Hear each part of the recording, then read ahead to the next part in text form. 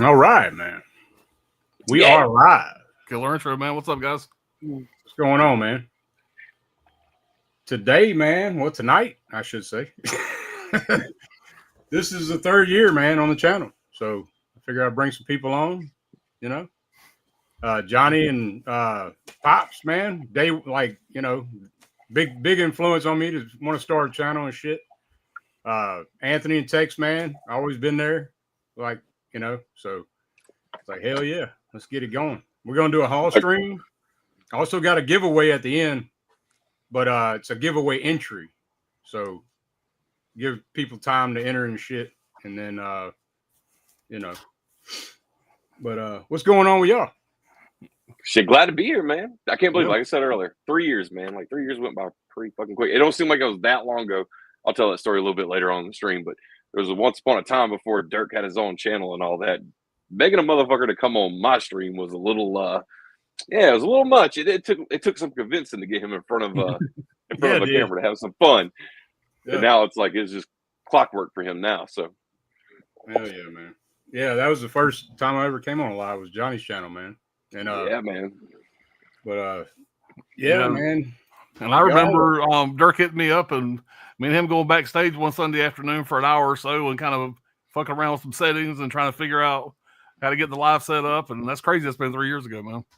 3 years, man. The years are flying, man. Like as time goes on, it's like pages in a book, fucking just flying right out. That's You it, done man. really well, man. You done some good streams, good shows.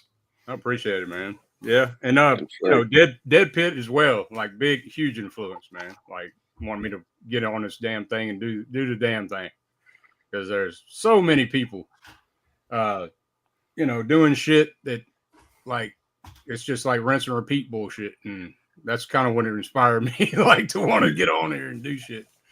But anyway, we got a few people in the chat already, man. Hey, before you get to that, too, fucking huge shout out to fucking Darren Burrows as well. Yeah, Come man. on, Yeah. That's the right hand man right there. Fucking between you and him, man. I don't think nobody else on YouTube has got the gialli genre. So is just pretty much like you're not gonna outdo the two walking talking encyclopedias of YouTube. That's for damn sure. I don't know, man. There's some motherfuckers out there now. Trust me. There's some motherfuckers. I appreciate it, but there is some motherfuckers that know some shit. We're constantly learning, constant. But hey, man, it's important to stay humble, man. But you motherfuckers, you got the game on lock, man. Yeah, I appreciate it, man. But we got Allie in here, and Darren. I know he wanted to take a break, man. And a big shout out to Darren, dude, because I couldn't have been doing a lot of this shit without him. You know what I'm saying? Like it's just real shit. But yeah, it sucks with the Stones. It would have been dope to have Darren on the stream too. But yeah, man, for sure. The difference in times and everything, it's a bitch to make it all work, you know. Yeah, he had a lot going on. I know he just kind of wanted to chill, and it's pretty late over there in the UK right now. So absolutely. But hey, man, fucking no doubt. Like you couldn't ask for a nicer person, man. That dude has got to be like the most fucking humble person you could have a conversation with. Like a minute or two on screen with him, like just shooting the shit. Like he's already got my ass excited about some bullshit. And I can't even shut the fuck up. And he's just like, good God, done turned him loose again. Yeah, man. Well, we got Allie in here. What's going on? Hi, everyone. Congrats on 3 years. Yeah. 3 years. Yeah, I appreciate it. Hell yeah. That's Anthony's better half. Yep. That's very true. We got Texas in here. What's going on, man? We got the mayor. What's happening, man? What's happening? What's up? Mayor's always here. Always. Yeah, man. He's got to run shit. Yeah. We got Night 90 in here. Happy 3rd year anniversary. Appreciate you, man. But yeah, so I guess we could kind of get into it, man. Who wants to go first? Show some shit. You want to show? You got some stuff? Tex, you want to show? Yeah, sure. Let's see. I guess what I'll do is start with this one first. I was gonna show quite a few things, but then there was some stuff that I actually had already showed on my channel, and I thought, why go through it again? But I did get the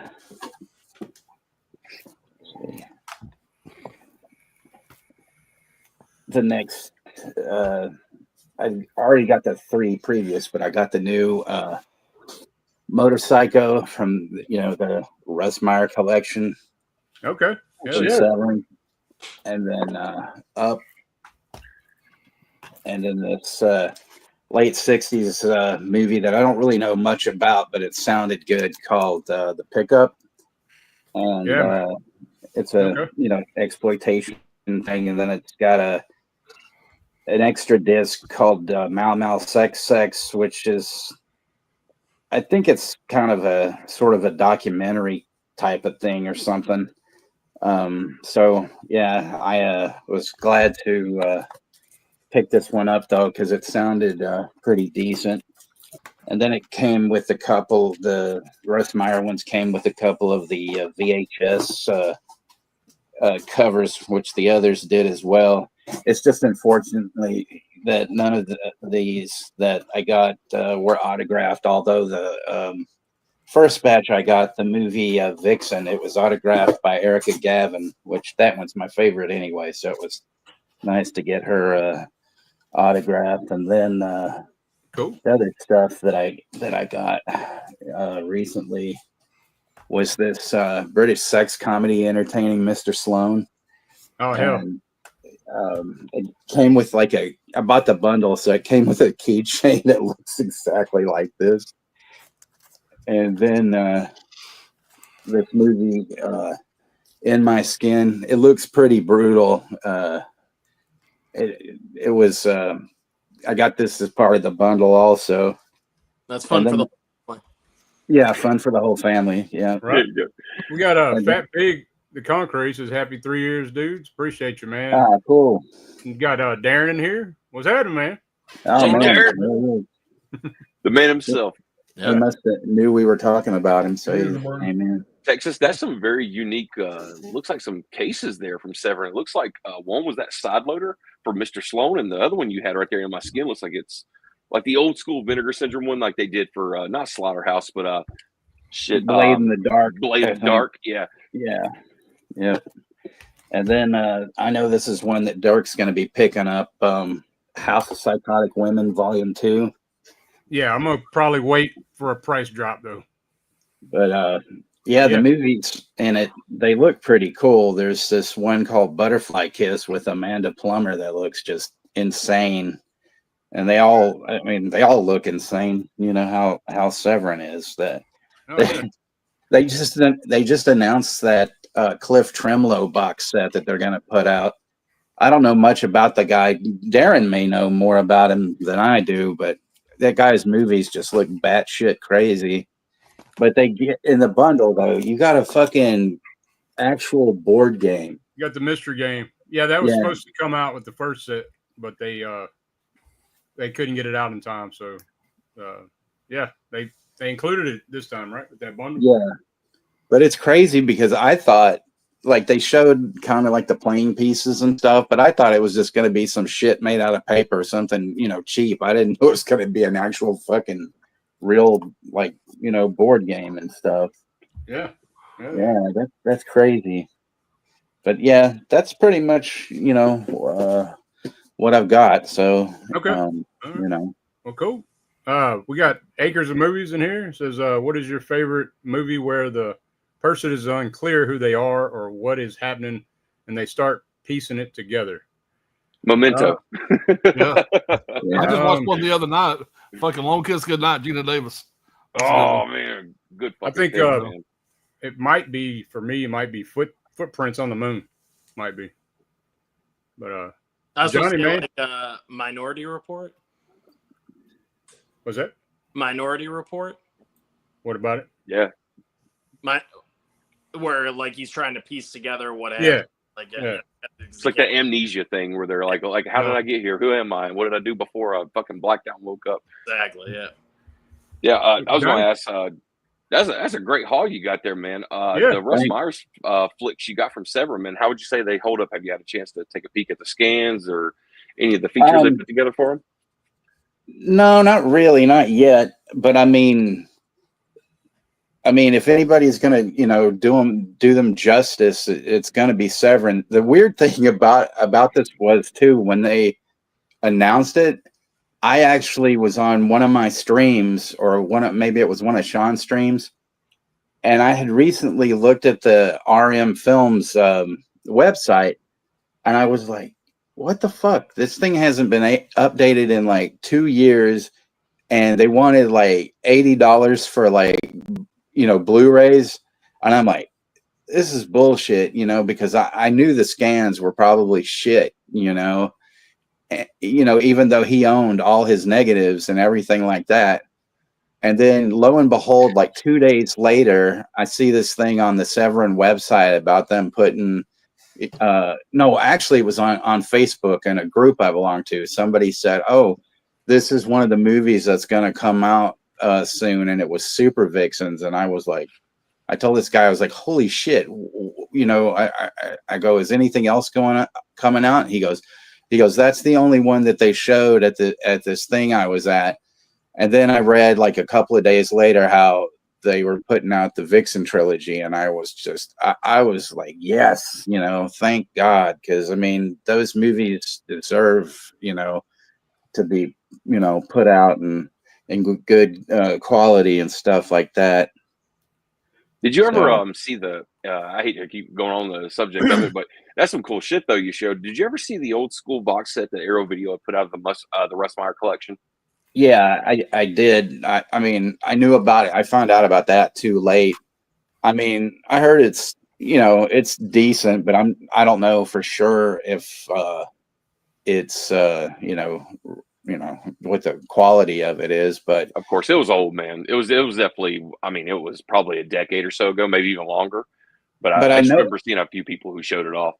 right? But I know it included like the 7 minutes, which is one movie of his that's really hard to find because that was one of the other ones I think that he did for 20th Century Fox when he had this deal with them when he put out Beyond the Valley of the Dolls, and that one I've never ever seen. That's about the only one I've never seen, and that and Black Snake, actually, those two I've never seen. So I'd like to actually Yeah, I'm not get a real hold of familiar with those. Russ Meyer too much, but Yeah, not yeah, me neither, man. But I think if I'm not mistaken, man, I think I have a Criterion Blu-ray of Beyond the Valley of the Dolls. I think they have that one. If I'm not Oh yeah, mistaken. yeah, they did put that out, yeah, because that's a 20th Century Fox. One of the things was that it was he had gotten Alzheimer's and stuff, and so he left pretty much everything to his I guess the woman who was in charge of caring for him, like his nurse or whatever.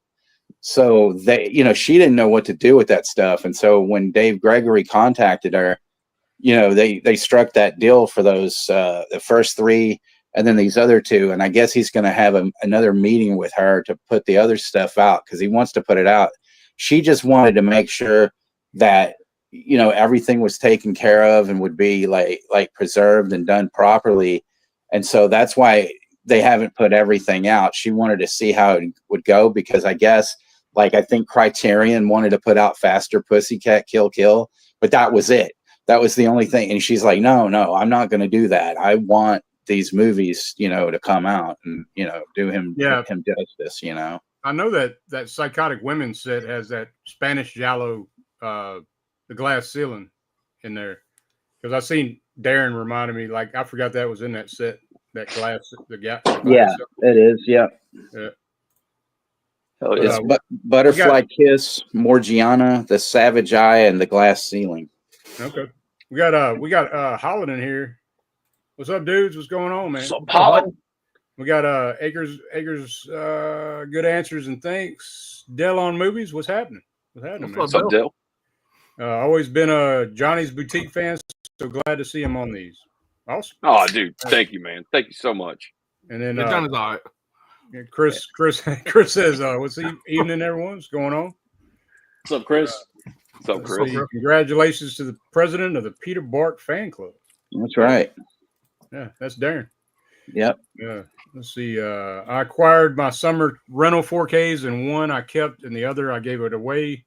I didn't enjoy their commentary track, and the transfer was okay. The DVD for summer rental is still acceptable. Okay. All right. Justin Marino, what's happening, man? What's up, Justin? Glad to see you in here. Let's see. Get Dirt to 500, please. Yeah, man. And Darren. Hell yeah. For sure. Yelma Slasher. Yeah. Let's see. Would you rather go on a Halloween 3 dark ride or watch a wanted stunt show? I'd rather set myself on fire. Jesus Christ. I'm a wanted stunt show. I'm not sure on that one. Yeah, I'm not familiar with that. I guess a Halloween 3 dark ride. Let's see. Night 90 says, I'm trying to get to watching Dario Argento. I have Phenomena 4K coming tomorrow. Awesome. And we will be covering that next Sunday with Johnny. Now, Dirk, back to Makers of Movies. She said that she got her summer rental 4K. Is she talking about the John Candy summer rental? Because that came out in Blu-ray. I got the Blu-ray. Is there a 4K of that? Yeah, there is. I know there's a 4K on the book, but summer rental, I thought it was just a Blu-ray release.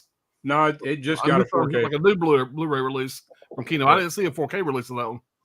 Oh, okay. I don't know. I thought there was a 4K, but if there is, I fucked up and got the wrong one. Okay. Which won't be the first time. Let's see. Chrissy's Very Cool Night. Deep Red is my favorite from him. That's a lot of people's favorite. Russ Meyer. Sure. Yeah. Let's see. I'm just trying to catch up the chat right quick. Mud Honey is an underrated Russ Meyer flick. Yes, it is. Some rental just Blu-ray. Okay. Yeah. I've only seen Beyond the Valley of the Dolls and Faster Pussycat Kill Kill. I've heard of that one like for years, but never. I don't think I've seen any of his stuff. Maybe I have. I just can't recall it. But let's see. Did some amazing films. Russ Meyer. Summer Rental is a Blu-ray. Uncle Buck is a 4K. That's what I thought. There you go. Yeah. All right. I got both of those to show tonight. So Okay. I was Got like, both of them. make sure I didn't fuck up and get the roll Summer Rental. All right. You notice that too? Like immediately, like Alan's over looking at his phone. He's like, "I'm buying that shit if it's on 4K. I'll sell this absolutely. I love fucking that Blu-ray." I'm a big John Candy fan. But Johnny, you got any recent pickups, man? Yeah, man. And now, ladies and gentlemen, here's Johnny. Fucking perfect time. That's awesome, dude. Awesome. It came in just right in time, man, for this. So fucking couldn't be happier. But definitely super glad to snag this. I know these movies are not for everybody, but this is just like one of those kind of marathons I can have with the wife when we can just really enjoy stupid movies like this. But I got the Evil Bong stash box. Oh hell, box set from Full Moon. Dude, they did such an amazing job on this box set too, man. Like the box is really good quality shit. Tommy like, Chong. It's not the flimsy shit, man. When it opens up to it's like a magnetic clasp. It's even got artwork on the rich side. Okay. Yeah, man. They done up their It's game a little bit. Looks like. So they even got the spines on there, just the design for the bong right there. Picture. So. Okay. Cool. Yeah, man. So there's not in there. One of them's not even really a evil Bong movie. It's called Ouija's, which is like I didn't even know they like had a stoner comedy. Yeah. Yeah, man. They wanted like $180 for this on Full Moon's website. But if you sign up for their streaming service, which is Full Moon Features, it's like $60 a year. They'll give you a promotional code, and you can use that promotional code. And I got this box set completely free, and it's a $180 box set. There's other shit in there too. They got the Puppet Master box set, which I have over here. I got from them like 2 years ago, doing the same little trick. But it's not even a trick, man. Like they offer that shit still to the public. But you pay $60, man. There's really good shit on their streaming service. I was just talking to a few people about that the other day, man. Like actually, I used to have it a few years ago, and they only had Full Moon related streaming stuff. So it'd be like kind of like the Netflix version of just Full Moon products. Yeah. But now I guess Charles Band's got a streaming deal because he's got some Synop stuff on there. He's got Blue Underground titles on there. I saw a ton of Severin shit that he has on there. So I'm assuming like he's went to different boutique labels who still has the temporary rights or the ones that actually do hold some streaming service rights, I guess. But yeah, man, the streaming service has been great so far, man, for like the past couple weeks, man. Me and the wife's been enjoying it. So nice to have that for a fucking year for like $60, and we got a free box set out of it. So yeah, but yeah, man, that's I think I might have showed these maybe like a week or so ago, but I'll show them again. This is another thing where I've just been buying. I've kind of been selective and not buying much, but I did kind of jump on some good deals. Got that box set right there, like I said, for free. This was a deal right here. As long as you're locked in on time, you get like all 10 Blu-rays bundled together for $50 from Full Moon. I'll run through them right quick, but this is the second little set they did like this. I missed the first one because it was during like the Valentine's Day sale. They made 100 bundles and they sold out pretty quick. But I got this one. It was $50. Got 10 movies in it. We'll run through them right quick. So this little card that came with it, it was limited to 200. Cool. It's the Full Moon Strange Invaders and Unknown Worlds Collector. The first one was like Monsters Collection or something like that, where they just took 10 Full Moon Blu-rays, stuffed it together, saran wrapped it, put an art card in there for it. Charles Band signed it. They did 100 of those. They did 200 of these, if I got that right. Charles Band's going to be at he's going to be at Texas Frightmare. Dude, I'd be super stoked to meet him, man. I really would. I'd love to go to his table and just buy some shit. I hear he cuts really good deals with people too, like on the last day and shit. Right. And hell, that Toulon trunk, man, he was literally letting fans walk off with that, man, for like $80. Towards one of the conventions one year, man. Like I saw the actual video of that shit being like, that's fine, man. Just give me what you got in your pocket kind of deal. And I was like, that's a cool motherfucker, man. Yeah. I mean, they just announced He's got some shit, man. Take some pictures and let me know, man. Yeah, there's going to be several people at Texas. I'm not going to Texas Frightmare this year. I haven't gone past. This will be the third year in a row I haven't went. So, yeah. Gotcha. I'll run through these right quick. Here we go. First one out of that stack was Attack of the 50-Foot Cam Girl. Yeah. Gonna probably need some party favors to get through that bullshit. Right. All right, next one up. There we go. giantess battle attack. It's full moon stuff. You know what you're getting into already. Right. Here we go right here. End of the World got Christopher Lee in it. So come on, it's got to have something to it. Oh, yeah, man. Anything with Lee, I'm going to check out. The Daytime Ended. I can only imagine it's some probably fucking sci-fi cheese, probably made with $180 for all I know. Heard a lot of good things about this one, though. Charles Band's Crash. I've yet to see this movie, but definitely glad I got it now. Next one up is Robot Wars. Here we go right here. The Resonator. Kind of gives me Reanimator vibes. Hopefully it's half as good as that movie, and I'll be stoked with it. Shadow Zone. Let's see. Here we go. Shrunken Heads. And here's the last one out of it. I know you and Darren told me to definitely give this one a watch first out of the stack because this is Sergio Martino, if I'm not mistaken. But Island of the Fishman. Definitely. It's better than the Island of Dr. Moreau. Okay. And it's the same kind of premise almost, in a way. But I'd say it's better than that shit. Yeah. As far as movie wise, man, I mean that's pretty much it for the past couple of weeks, man. Just kind of been taking it easy on buying a bunch of the shit, man. Trying to get through stuff that I already own to watch and enjoy before I start piling it on. But I'm definitely going to check out that fucking Kino site, though. I only got a couple days left for Kino. Yeah, and I know a lot of people, probably tune in just for the movies, but I put in their physical media hall, so there's other shit besides films that I'm going to show anyway tonight. Yeah. When you go through it, man, I'll go through it with you. We'll tag team that together, man, and show you the new pickups. What we got. Oh, cool. All right, man. Let's see. We got Anthony in here, man. What you got, man? Yeah, Johnny, that was a badass haul, man. You too, Tax. Man, that was awesome, man. That was some man. Shit. That's a lot of damn shits that y'all both showed. Box, man. Already. That stash box. Where's the weed in that, though, Johnny? That's what I'm saying, right? Where's the weed in that stash box? It came from California. There could have been like at least an eighth in there, right? Yeah, come on now. God damn. Could have thrown a joint in there or something. So. That is very offensive. we got From Beyond from 88 Films. Yeah. Oh, shit. Wrong with this one, man. Did you have the VS? You got the VS one or no? No, this is the 88 Films one. Okay. Yeah. So you didn't grab the VS back when it came out? No. Okay. No, I didn't get that one. So this was calling my name as soon as it came out. I was like, oh shit, I gotta get that. Yeah. That's too damn good. Don't blow past it, man. Like what we got as far as on that one. Like I know you said you don't have the Vinegar Syndrome one, but I'm sure you did your spec details. Like did your homework on it before you bought it. Is it the same scan for sure from the VS one?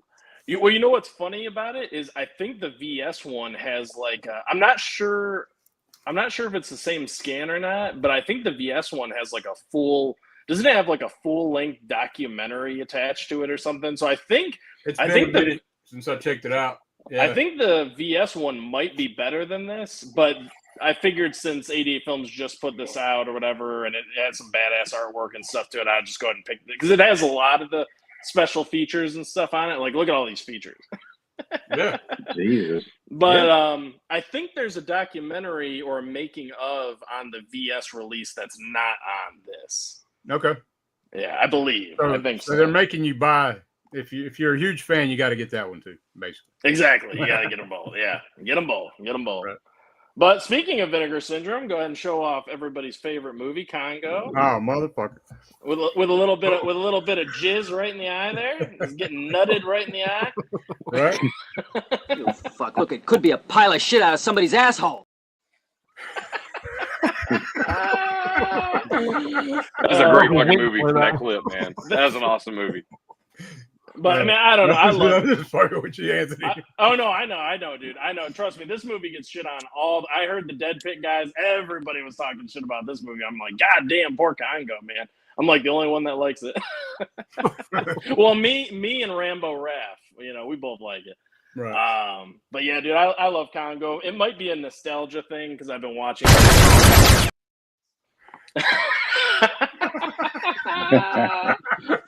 You can't kill them damn gorillas like that easily. It's gonna take more than that. You need the laser gun, like in the movie. Hell yeah. Oh shit! I see what you're holding. Hell yeah. Yeah, you gotta get the rec box set here. Oh, okay. Yeah, I love those movies. I found this at Walmart, and I was like, they you know must what, have made a man? million of the motherfuckers, dude. Can't believe that's still in stock. Yeah. I was like, I'll go ahead and support Walmart. Pick this up from there, man. You know. That's where I got mine. That and the Fly. I bought both those at Walmart. And the Omen. Have you seen all those movies in the rec set? I have. No. You know what's funny? No, but I'm a big found footage guy, and I know I saw the movie Contagion, which is like supposed to be kind of like a remake of Wreck, like an American retelling of Wreck. Talking about Quarantine, Quarantine. I'm sorry, Quarantine. Yeah, Quarantine. Yep. That's what I saw first. That's what I saw. Yeah. But I heard that these are really fucking. Well, I heard the first two are great, and then the other two are kind of like whatever. So you haven't seen the first one? No, I haven't seen it. It's solid, man. Blind Buy. Dude, you're gonna love it. I love found footage, and everybody told me that the first two Wreck movies are just, you gotta watch them. If you're a fan of found footage, you gotta watch them. So I'm like, I'll just go. I'll take a chance and blind buy that, you know. All right, then we got. Let's see, we got Constantine. Okay. Oh shit. Okay. Yeah. You know, I really do. You got the badass one. Crazy release, huh? Yeah, I really do think this is one of Keanu's like best roles, though, man. I love him because he's an asshole in this movie, and I love it. It's not often you get to see Keanu Reeves being like a dick. You know, right. Even the self-righteous suicide scene in there, which is like one of my favorites. Like I love that shit. Excellent, man. Yeah, me too. Same here. So yeah, that's one of my favorites. It's one of my favorite like superhero movies, and it's kind of like an anti-hero kind of, you know. And I love he's just smoking the whole time. You know, they would never do that shit nowadays. Never in a million years. Right. And then we got The Brood. Oh hell yeah! I've been sitting on the fence on that one, man. Let me know how that transfer looks, because I got the Criterion Blue, and I'm just kind of like, I just can't keep double dipping on every damn thing, you know. Well, I can tell you right now. So I don't have the Criterion. Right. This was my first time getting it was with this, but the scan looks really fucking good, man. Okay. It does, because there's so many cool like vivid colors when it comes to like the oranges, the reds, the yellows, and I love that Cronenberg puts those colors in like almost every scene of the movie has those colors throughout. It's like a continuous theme. And I just love this whole story, honestly. I thought it was great. Allie actually got me this for a present, and it was my first time watching it. You know, she watched it and loved it, and she knew that I would too, so she sent it to me. And I thought it was amazing. Just incredible storytelling. One of Cronenberg's best. Yeah, definitely. Definitely. Yeah, and that whole act, man. I know every time Cronenberg gets brought up, man, like we always say, I don't think he made a bad film. Like, unless you're talking about his early shit, like that he did when he was in school or whatever. Short films and shit, essay films and shit. But like any feature film that he did, I can't say that there's one bad one. So, and let's don't blow past the point. That's Second Sight, so you're not going to get much better than Second Sight. But you know you're holding like the superior release every time. Yeah, definitely. Yeah. And I just love that the film's all about trauma, you know, and how people deal with trauma, and then how trauma can carry over and stuff too to your children and everything. Like, it's a brilliant movie, man. And Cronenberg was going through a divorce when he made that film, so that woman represents his wife. Oh, yeah. Oh, damn. Yeah. It's one of those Argento, one of those Argento Easter eggs where it's like, I'm kind of tired of my wife, so I'm gonna make this movie where the character I'm like trying to kill off and have her watch it at the theater. Her anger, like, this is working. Evil little kids. He made sure to send her a copy. Right. Hell yeah. You watch this, bitch. You watch this. And then, you know, I had to go ahead and get scanners too. Then, you know, scanners. Yeah, it's funny. That's another thing. I kind of held back on that because I have the Criterion Blue again, you know, so it's, I don't know. That's where I was up. Yeah, that's a hell of a release, though. I know Second Sight did it right. You know what I mean? Yeah. No doubt about it. Yeah, man. I mean, I don't know. Once again, Scanners is just an awesome movie. I mean, it really is. It's so different, weird, and I love it. It kind of feels like, honestly, if like if Cronenberg did like a superhero movie, like an X-Men type movie or something like that, this is Professor what it X. would be. This is what it would be, right? Yup. This is like his fucking Professor X, basically. Goddamn, dude, he's pulled banger after banger. He's like, I got this, by the way. It's like the fucking deluxe fucking biggest box you can get. You know what, man? I have to go after his ass. I ain't got no cool releases like he's showing. Don't worry, Alan's got the blockbuster box sets though, and he's gonna outshine all of us in about a few minutes here. Trust me. I ain't got nothing to show tonight. He's been on hiatus for a little bit. So I ain't got any new ones. And then I got a Companion on 4K. Oh, just watch that, man. That was great. I ain't got nothing yet. Love that movie. It's my favorite. I've been hearing about it, but I know nothing about it, and I kind of want to keep it that way till I watch it because I know nothing about it.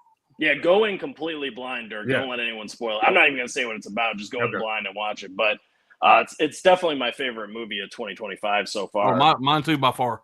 Oh, hell yeah. Okay. Yeah. I'll tell you what though. I thought Sinners was pretty badass though, man. That was a cool movie. But I will warn people about Sinners. One thing about it, it's got a lot of music. A lot of music. So if you're not gonna like that shit, don't go and see it. Because the movie's 2 hours and 17 minutes. So it's a lot of the music's good, especially if you like blues, but it's a lot of it, So I will warn people. But I thought it was a really great story overall, Okay. And then we got The Matrix 4K. Okay. I gave my Blu-ray trilogy set to a friend. It's actually a friend of Allie's. I gave it to her because I just liked the first Matrix, so I just went ahead and got this on 4K, and I'm all set with just this, Right. Zodiac, one of Fincher's best films right here, man. Yeah, definitely. This is a fucking master class in filmmaking. Yeah. Love Zodiac. Have you got a chance to check out the disc yet, Anthony? I have. I actually just got this on Barnes and Noble was having like a Paramount sale. Like all their Paramount movies were 50% off. So I went ahead and snagged this. Like I didn't even have to think about it. I'm like, let me just get that right now. Anthony, my word for it. Anthony, does that have the documentary on it? Ooh, that'd be fucking sick if it did. Commentary by director David Fincher. Commentary by Jake Gyllenhaal, Robert Downey Jr., producer Brad Fisher, James Vanderbilt, and James Ellroy. Disc 3, special features the film, visuals of Zodiac, pre-visualization. This is the Zodiac speaking prime suspect. I don't see anything about a documentary. I think that this is the Zodiac speaking. I think that's the documentary because it was on the. I have the DVD and it had a documentary. Oh, okay. This is the Zodiac speaking. You think it's that one? I think that's it. Yeah. Oh, dude, I love it when they give you like a full-length documentary attached to a film because it feels like you get two movies in one. That's so awesome when they do that. That scan looks great, man. That 4K right there shines. I remember you talking about it, actually. I remember you saying that. Yeah. Like Fincher, like purposely shot that where it's like you can't even really tell whether it's like the sun, either the sun hasn't come up yet fully in California, or whether it's setting on you. It's that doom and gloom feel. And man, for some reason the UHD kicks in on that shit, and it looks so damn good, man. Like I vouch for that scan, man. I can't wait to check it out, man. I love it because everything's so bleak in a Fincher film, and that's what I love. There's just like no hope. There's like never any hope at all. Like there ain't gonna be no rainbows in this bullshit. This is just all darkness right here. Darkness. Yeah, man. I've got a lot of stuff, Dirk. So I don't know if you want me to keep running through it or if you want me to just kind of. I can go to Alan. Because I know Alan, you probably got a lot of stuff too. I got a lot of shit too. Oh, I do. I mean, some of it I've already shown on other streams. But I'm gonna show it again because I really have been buying a ton of stuff. This is over the last month or so. I'll just finish off this little stack really quick, and then I'll go to the next stack. Okay. I got quite a bit, man. Okay. So I've got Tomb Raider, the reboot or whatever you want to call it, reboot, remake, whatever the hell it is. This is a badass movie, man. I don't care. I think this is a really cool. Alicia Vikander is like kicking ass in this movie. I was saying this in my video too, is that like I was reading that she took like archery classes, MMA classes, endurance tests, all this shit to get into this character, and it shows in the movie, man, because she's riding bikes, she's running around, she's fucking jumping and this and that and kicking it, and it doesn't feel like one of those women power or rah rah rah type movies. She earns it, man. She earns this shit, and I really dig it. I like this one a lot. And it's got Walton Goggins, and I fucking love Walton Goggins. Yeah, but he makes every movie better, man. He's awesome. He does. Oh yeah. Yeah. And we got Alien on 4K because it's one of my favorite films of all time. Yeah, man, you gotta have Alien on 4K, dude. That's the best one of the whole shit. So yep, I agree. Opinion. It's my favorite too. Yeah, it's definitely. And then I haven't seen this movie, but it's just right up my alley, so I had to get it. And it was pretty cheap too, and that's Contact. You guys seen this? I've seen that. Yeah, been a long time though. Yeah. Since Do you like it, Dirk? Yeah, I liked it back in the day.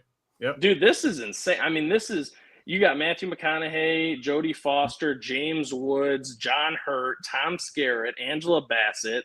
You got music by Alan Silvestri, and it's directed by Robert Zemeckis. And it's a sci-fi. This is a sci-fi film. I mean, I think I'm gonna love it because it's pretty good. It's pretty good. From what I remember, it's real good. So went ahead and got Revenge. Oh man, yeah. Now everybody talks about that director's substance. Yeah, the Revenge blows the substance away, in my opinion. Yeah, I'm not going to ruin nothing, but there's a scene. There's no way somebody's going to survive this. Yeah, I've heard a lot. Yeah. But it's great. I love it. Yeah, it's awesome, man. It's a great movie. That's a great movie, man. No, this is a badass. I've seen this one. This is a badass movie. This is a really great revenge film with beautiful visuals. And I agree with Alan. And I think that's a lot of people's problem with the movie is like what happens to her, how she survives that initial thing. But if you can get past that, the rest of the movie's a fucking banger. Oh, that's a banger, you know. And the guys in this, the men that are, man, they're fucking evil guys, man. They're some evil motherfuckers. Yeah. So when she kills them off, it feels. How do you like? There you go.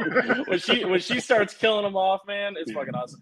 But dude, what is with this director? She likes to zoom in on like men's faces when they're eating shit, just like in The Substance with the shrimp. Yeah, man, they do the same thing in this, and the guy's eating something that's nasty. They show the most vile shit of a man. It's quite eating their shrimp in The Substance, man. Woo, that'll turn you off seafood. Yeah. Just to be grotesque, man, and it's executed well because we're all sitting there going, "God damn! Like, get past this part. I want to see this motherfucker eat."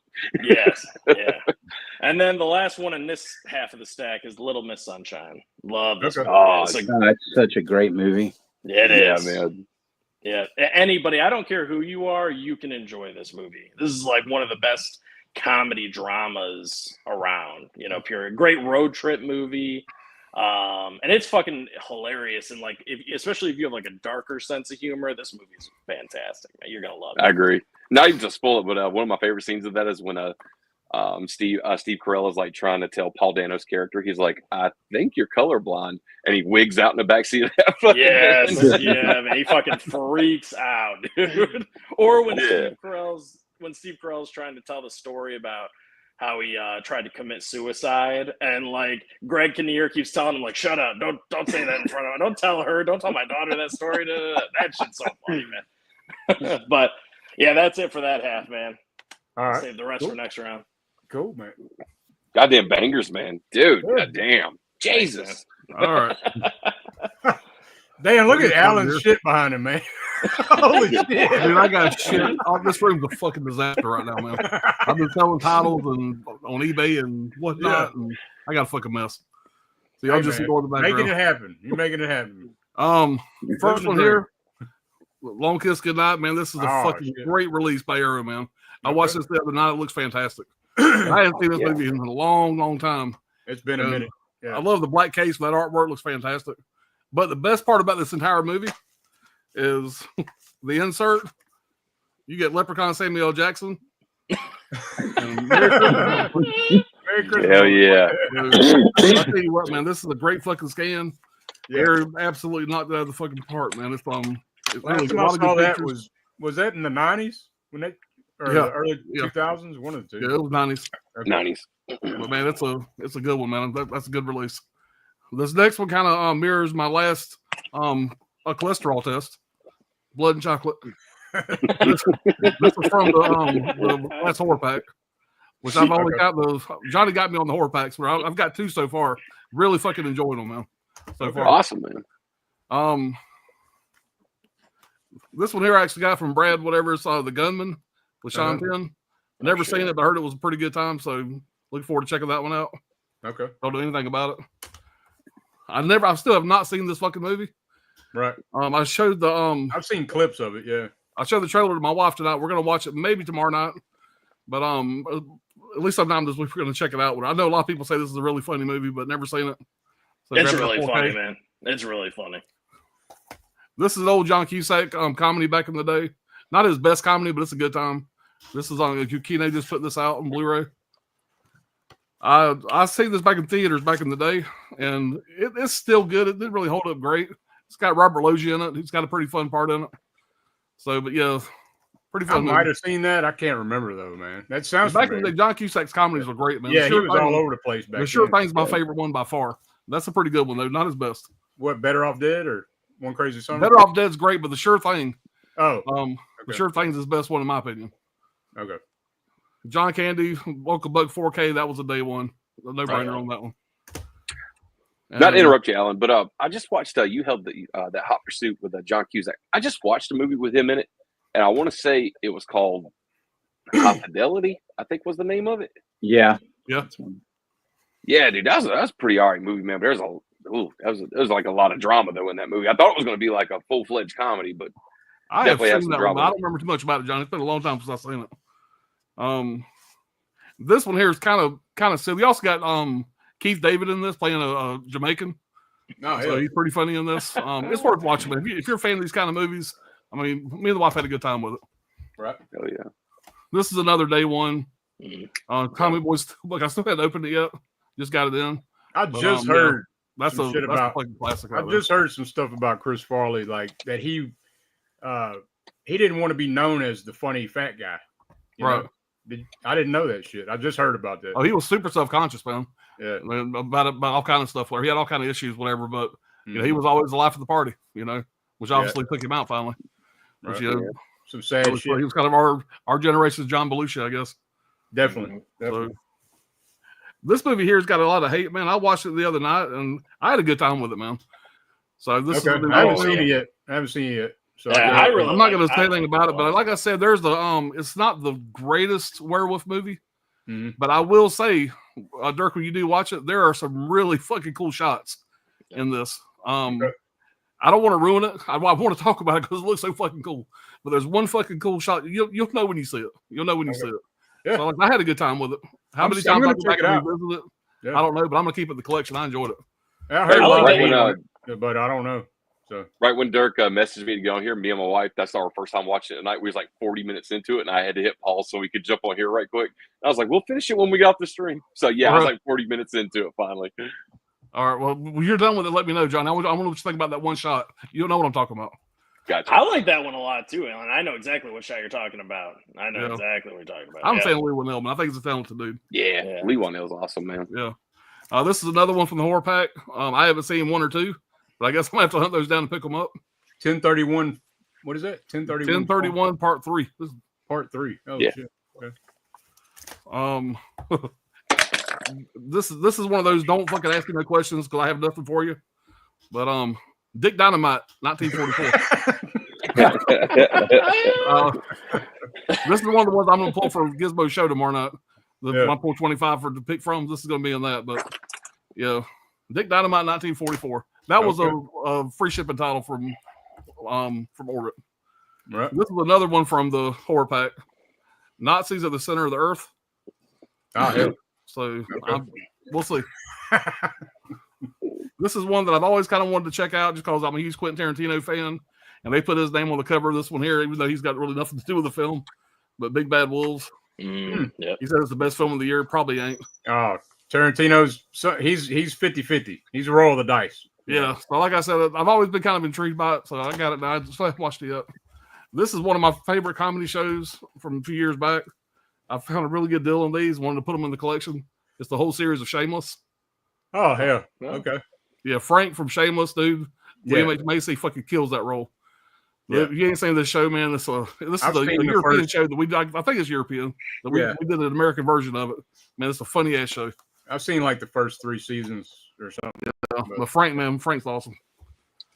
And this is another one from the horror pack. I was kind of surprised and glad to see some IFC Midnights in there. But we got The Damned, which of course I hadn't had a chance to watch yet. This one, it's kind of funny. I found this where I didn't find this one. This one was found at a garbage dump. Kind of a quick story about that is I got a friend that works at a local landfill, and it's a landfill that basically all these companies will go and dump their extra stock of shit at. And I told him, I said, dude, if you find any movies, just throw them aside for me. Well, he found Killer's Game in 4K. And I still haven't watched it yet, but I got it for free. There's I think a fucking rat ate a corner of the fucking box. But I can change the case out. The movie's fine. I got the digital code off of it. Yeah. So I haven't seen it yet. You know, other than the fucking rat chewing on it, it's a pretty clean copy. He did give me a fucking full season of the Cosby Show sealed, and he gave me a full season of a full series of Columbo. But Columbo, the whole fucking corner was fucking chewed out. Ah, shit. I threw that bitch away. It was nasty as fuck. But anyway, this one here, it's savable. I can change that case out. But I'm not dumpster diving. I got a buddy that I got a hookup. I got a hookup at the dump. I didn't get Anthony's copy, but I had put it in the collection. I just got the standard slip. Okay. And Blockbuster Box Day is making a case for this. Another reason why I just got the standard slip. Save a little money, put it in one of his boxes. Oh yeah. Huge fan of this movie. I had it in a triple pack, so I had to go grab this real cheap off of eBay. So I had to get the Perfect Storm, standalone, whatever. I just had it on a triple pack with Poseidon and whatever else was on it. But man, Perfect Storm, fucking great movie. We really need a 4K of that. Hey, Alan, let me ask you something. Does it bother you as a collector, like how you organize your stuff when you have a triple pack collection or a double pack? Anthony, I could talk to you for 30 minutes about it. It bothers the stupid shit out of me. Oh, okay. Yeah. I just do it by the first movie and let it go. Okay. I do it by the first movie, but yeah, it's I don't have too many triple packs just for that reason. Gotcha. So, but yeah, it bothers me a lot, especially when they're all three like way different letters in the alphabet. Yeah, you know, and you're looking for fucking Perfect Storm, but it's on there with fucking some A movie. You know, yeah, it bothers me a lot. But I got Lawless. Oh yeah, I haven't seen this movie in a hot minute, but I remember being a good time. Great fucking cast, man. You got Shia LaBeouf, Tom Hardy, Gary Oldman, Jessica Chastain, Guy Pearce. Man, it's a kind of a slow movie, but it's a very intriguing movie, and it's got some badass scenes in it. Man, it's a solid flick. Yeah. This is another one that was in the horror pack. My heart can't beat unless you tell it to. I've heard some good shit about this. I don't know much about it. I haven't watched the trailer yet. But kind of interested to check that one out. When it's a long title, man, like usually at least they try it. You know what I'm saying? Right. Yeah, I hope so. Clint Eastwood's probably last directed movie, Juror Number 2. Not his best effort, but I had a good time with it, man. It was a good I haven't seen that one. That's Clint Eastwood. 12 Angry Men. Okay. It's basically like a 12 Angry Men. There's just a little bit of a twist. And if you see the trailer, it's not really a spoiler alert. This guy here is on the jury. He's juror number 2. And throughout the whole thing, you don't know whether or not.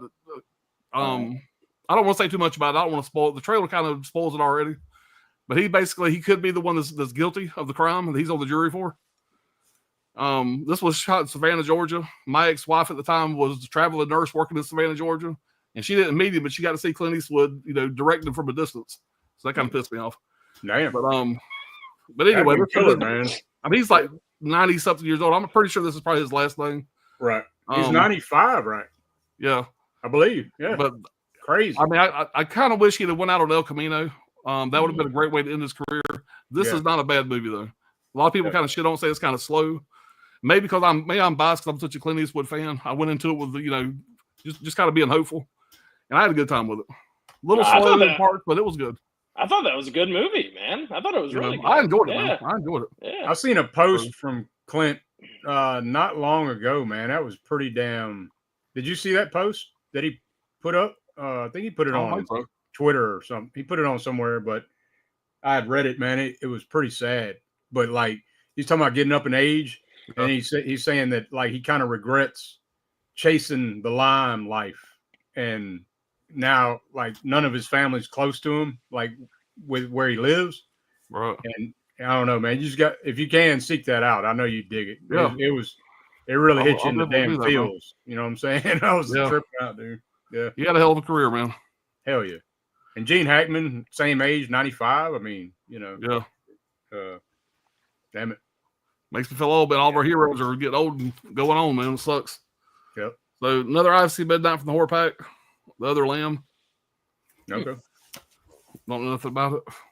I had to pick this up. I haven't watched it yet. But I got VHS Beyond. I've seen most of the other ones, not all of them, but I want to check this one out. That's a good one. Yeah, that's a good one. Yeah, for sure. So, definitely. So I'm looking forward to checking that out here soon. I got this movie because I'm a big fan of it. And there's no other way to get it but on DVD. Yeah. But the reason why I got this movie was last Saturday night. I'm probably giving you more information nobody cares about. But last Saturday night, I was texting my son. My wife was driving me home. I was leaving Ryan's house, which I always leave his house drunk. And my wife's driving me home, and my son's texting me, and I'm telling him I'll be home a little bit. Your mom's driving me home. And I texted him something that's a line from this movie. It says, drive it till you hear glass and smell shit. That's the line from the movie. And he had to look it up to see what movie I was talking about because he loves all my quotes and shit. And anyway, it's from this movie here with Kenny Rogers, Six Pack. Yeah. Yeah. I remember that shit. If you're under 40, you probably never heard of this movie. I know that movie. But it came on TV all the time. Yeah. It's campy as hell. I watched it about 5 years ago on streaming somewhere. And this is the only way I could find it. I couldn't find it on streaming anywhere. And this is they only got it on DVD. So hopefully now that I bought it on DVD, there'll be a fucking Blu-ray of it. But this is a fun ass movie. That's nostalgia big time for me. Shit. But yeah. I ain't seen that shit in forever. Like I said, I sent that line to him. He looked it up to see where I got that from. He said that came from Six Pack. I didn't remember where it came from. And as soon as he said Six Pack, I said, goddamn, we got to watch that. So I had to go out and hunt it down. And that was like $7 on fucking Amazon. The Untamed. Oh man. I know Brad did a WTF. We're supposed to be doing another WTF, whatever. I wasn't on the first one, so we're gonna do another one at some point. Fucking crazy ass movie. I watched this one today, and what the fuck? Yeah. I mean, what the fuck, dude? This is just everybody wants to fuck or they need to fuck. They want. There's just a bunch of fucking going on. All this. Yeah, it's some fucked up shit. And it's at the beginning. That's all I'm gonna say. At the very beginning. Yeah. So like I said, I hold on to your damn rides. You know what I'm saying? Yeah. So like I said, I got a lot to say about that one. Yeah. This is one I picked up. I actually got this from Brad the other day. But I'm coming home in the dark. I did watch the trailer on this one. It looks pretty interesting. So I'm checking that one out soon. Still sealed. I was gonna pick all these up because I was kind of interested. I do like documentaries, and I thought these would be kind of cool to collect. So they got one on Star Wars and James Bond and shit like that. I watched this one here. This is on the Fast and the Furious. They just kind of deep dive different like big franchises, and this one was okay. It wasn't the best documentary I ever seen. I think maybe one for James Bond or Star Wars. I'm gonna watch one of those to see what I think about it. They got one for The Simpsons, and I can't remember what else. But this one was just okay. Like I said, after about 30 minutes, I had all the Fast and Furious news I needed. But Star Wars, James Bond, a little more fan of those. We'll see. I had to upgrade and get a 4K a bug. Yeah. I just had this on DVD. Yeah. So, I got the imprint. Okay. I got it from you, motherfucker. Oh, did you? Oh, you damn sure did. That's right. That's right. You damn sure did. That's right. I forgot this was an imprint title. I did have this at one time on Blu-ray. Hey, the imprint's fine with me, man. Yeah. You know, it wasn't a good home. It's solid. Now, there's much better releases of this one here, but I finally just said, fuck it. I was on Orbit's website and decided to go ahead and grab it. Because I absolutely fucking love this movie. Yeah. I know that Steve, he's got just a shitload of cool steelbooks of this movie here. But I just wanted to buy this regular, just standard bitch release, whatever. I don't think there's like any features on here at all. I'm holding back on that one. I'm gonna just wait. And I did for a while, Dirk, but like I said, the other day I kind of wanted it in the collection, and I said, "Fuck, I'm just gonna grab it." I'm sure I'll double dip on it at some point. Right, dude. Steve's got like 18 different copies of that movie, foreign releases of it. Not to mention, Talk to Me. God damn, he's probably got like 36 copies of that movie, and they're all different packaging. Yeah. Damn. Al Pacino movie. I love this Al Pacino movie. John Goodman is great in this. Al Pacino and John Goodman, some of their like fucking with each other back and forth is just funny as hell. This is a great movie, man. I feel like this is kind of a slept on Pacino film. Yeah, me and Tasha just watched it. She'd never seen it, and I couldn't really remember. I remembered some of it, but it'd been so long. But I knew it was damn good. It's a damn good thriller, and a mystery. It keeps you like till the very end. Like, yeah, it's a good one, man. I don't think you'll see it coming. No, I don't think you will either. They did it in a really good way. Damn, I've never seen that, man. Damn, you're checking John out Goodman and Pacino. That title, man. That title kind of throws it off because most people think that's some kind of romantic shit, and it kind of is. It is, but it's not. It's more of a guy movie than it sounds. Being called Fear Love, definitely. Yeah, it's a fucking Pacino movie. It's good as fuck. Yep. So I had all the Mission Impossibles. I never picked this one up because this motherfucker didn't match any of the other steelbooks. And I finally said, fuck it, the last one coming out, let me go ahead and grab it. So I finally got all the Mission Impossibles. I know the last one's supposed to be coming out in theater soon. But I had to grab that. I got a full version of Poseidon. So actually Brad went over to Japan, and brought this back because he knew I hated that fucking triple pack. So he brought me the full thing of Poseidon, then I got the fucking goddamn it, drawing a fucking blank. The one I showed a minute ago, fucking the Perfect Storm. This is another one here. The title does nothing, no justice for the movie. This is another one you might think is a fucking Disney movie. A Bluebird in My Heart. This is not a Disney movie. I promise you. This guy here is basically out of jail. There, man. What the hell? Yeah, it doesn't really match the movie at all. But this guy gets out of jail, and he's trying to be on the straight and narrow. He's kind of staying at a halfway house. This girl gets in a lot of trouble, and he has to choose between Breaking Bad and saving her ass, or just kind of staying out of it and not taking a chance of going back to jail. And let's just say he's a badass. You don't want to fuck with him. Right. And so, like I said, this is a solid flick, man. It's a good time. You can probably find it on streaming somewhere if you want to check it out. That's where I watched it the first time. So glad to have that. Big Star Wars fan, but I've never seen this. So, fanboys. That's a fun one. It's a fun road trip, like nerdy, comedy. It would have been better if it was rated R, but it's rated PG-13, so they can't go as raunchy as they want to go. Right. But it's still funny. It's a funny movie. It just was always kind of fell through the cracks for me, whatever, but I'm looking forward to checking it out. And Johnny, was this a horror pack? Was that the horror pack? I don't know where the fuck I got this from. Yeah, you might have got that from Hamilton, man. I think you're right. It's probably a Hamilton release. Yeah, we're not a release, but I think they might have put it out. But yeah, I got Kill Game sealed. I don't know much about it. It was probably one I just thought looked cool. Hallows Eve. I don't know if this was Hamilton or a horror pack now. Yeah, I think that's Hamilton. All right. Yeah, it probably is. I get all kind of shit from Hamilton all the time. Deep Blue Sea probably airs release of the year. It's going to be in between this, whatever, and Long Kiss Goodnight. But I think Deep Blue Sea might have it, man. Good looking scan. Well, I mean, not for me. For me, no, you didn't like it. Yeah. Well, no, I mean, I'm just saying, like, release of the year is not for me because I mean, they put out some Fulci, Don't Torture a Duckling. They put out fucking Alice, Sweet Alice. I mean, yeah. But you know what I'm into, shit. Right. But I love that the artwork they did for it. Right. Badass artwork. Yeah, hell yeah. I've always been a fan of this movie, man. I'm a big fan of shark movies, and I would say obviously y'all know what my number one is always. Yeah, but this is definitely in the top 5 for me. I've always been a big fan of that movie. This is one I've never seen. I've always wanted to see it. I ran across it the other day and had to pick it up. I got this fucking dirt cheap. But Abraham Lincoln Vampire Hunter.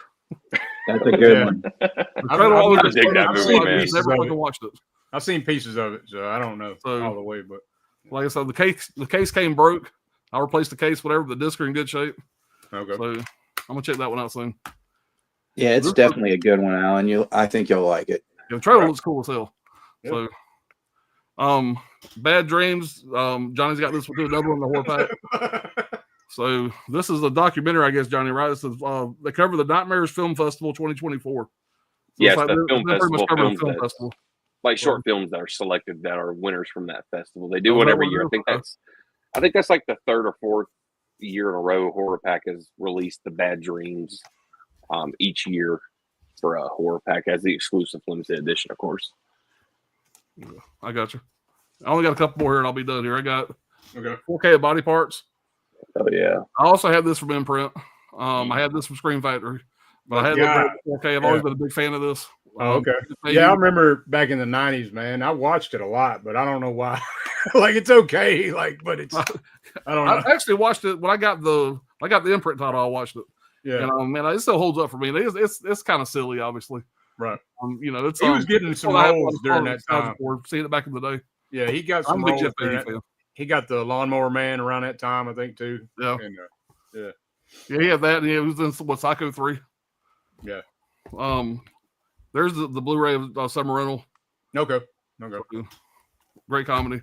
And these next three are A24s I know absolutely nothing about. But I got Sing Sing. This got this dude in it from Fear the Walking Dead. He was great. I'm guessing. Yeah. So this is about a prison, but I was reading about it. And I think it might be a fucking musical, or it might be them fucking musical in a prison. I don't think it's what I thought it was going to be. I thought it was going to be a prison flick. Maybe I don't know. I know shit about it. Holy but shit. I'm still collecting all the H24s, but I'm teeter-tottering a little bit. They've been putting out some weird shit. It ain't gonna be no Jailhouse Blues, probably.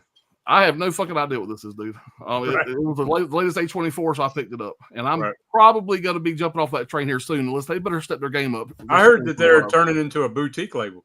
I think. Yeah, they are. All these titles here came from their website. Okay. All these last three I'm gonna show all came from A24. Right.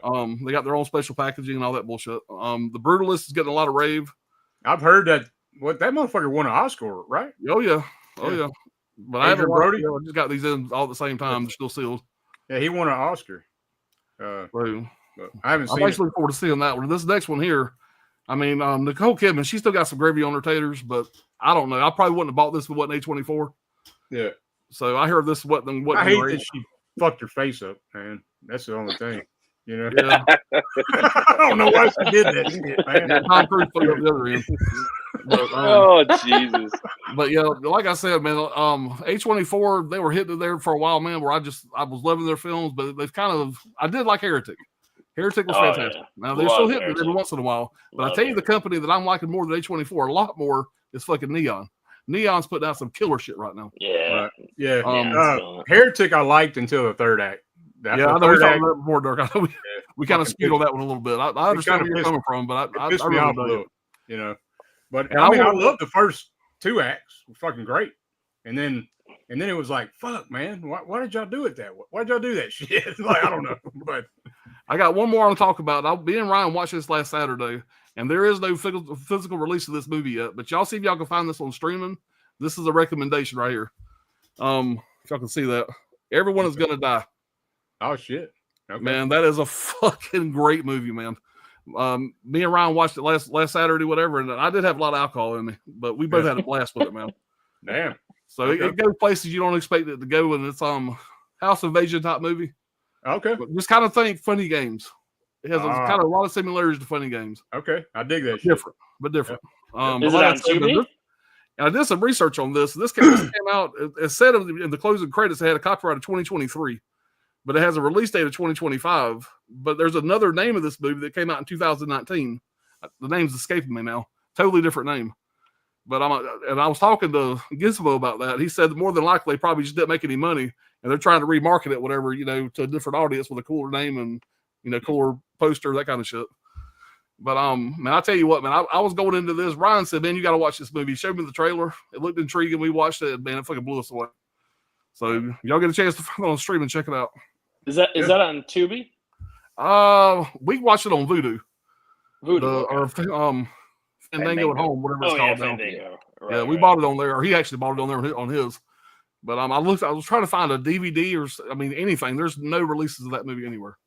Gotcha. Okay. So, All right. Well, cool. That's it.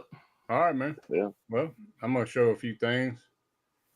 Let me catch the chat right quick though. Let's see. Aker says, "Are you all excited for the Swordfish upcoming 4K?" Not so much for me. It's just not my thing, really. It's an okay movie. I don't hate it. I already own it on Blu-ray. I think I'm good with just that, though.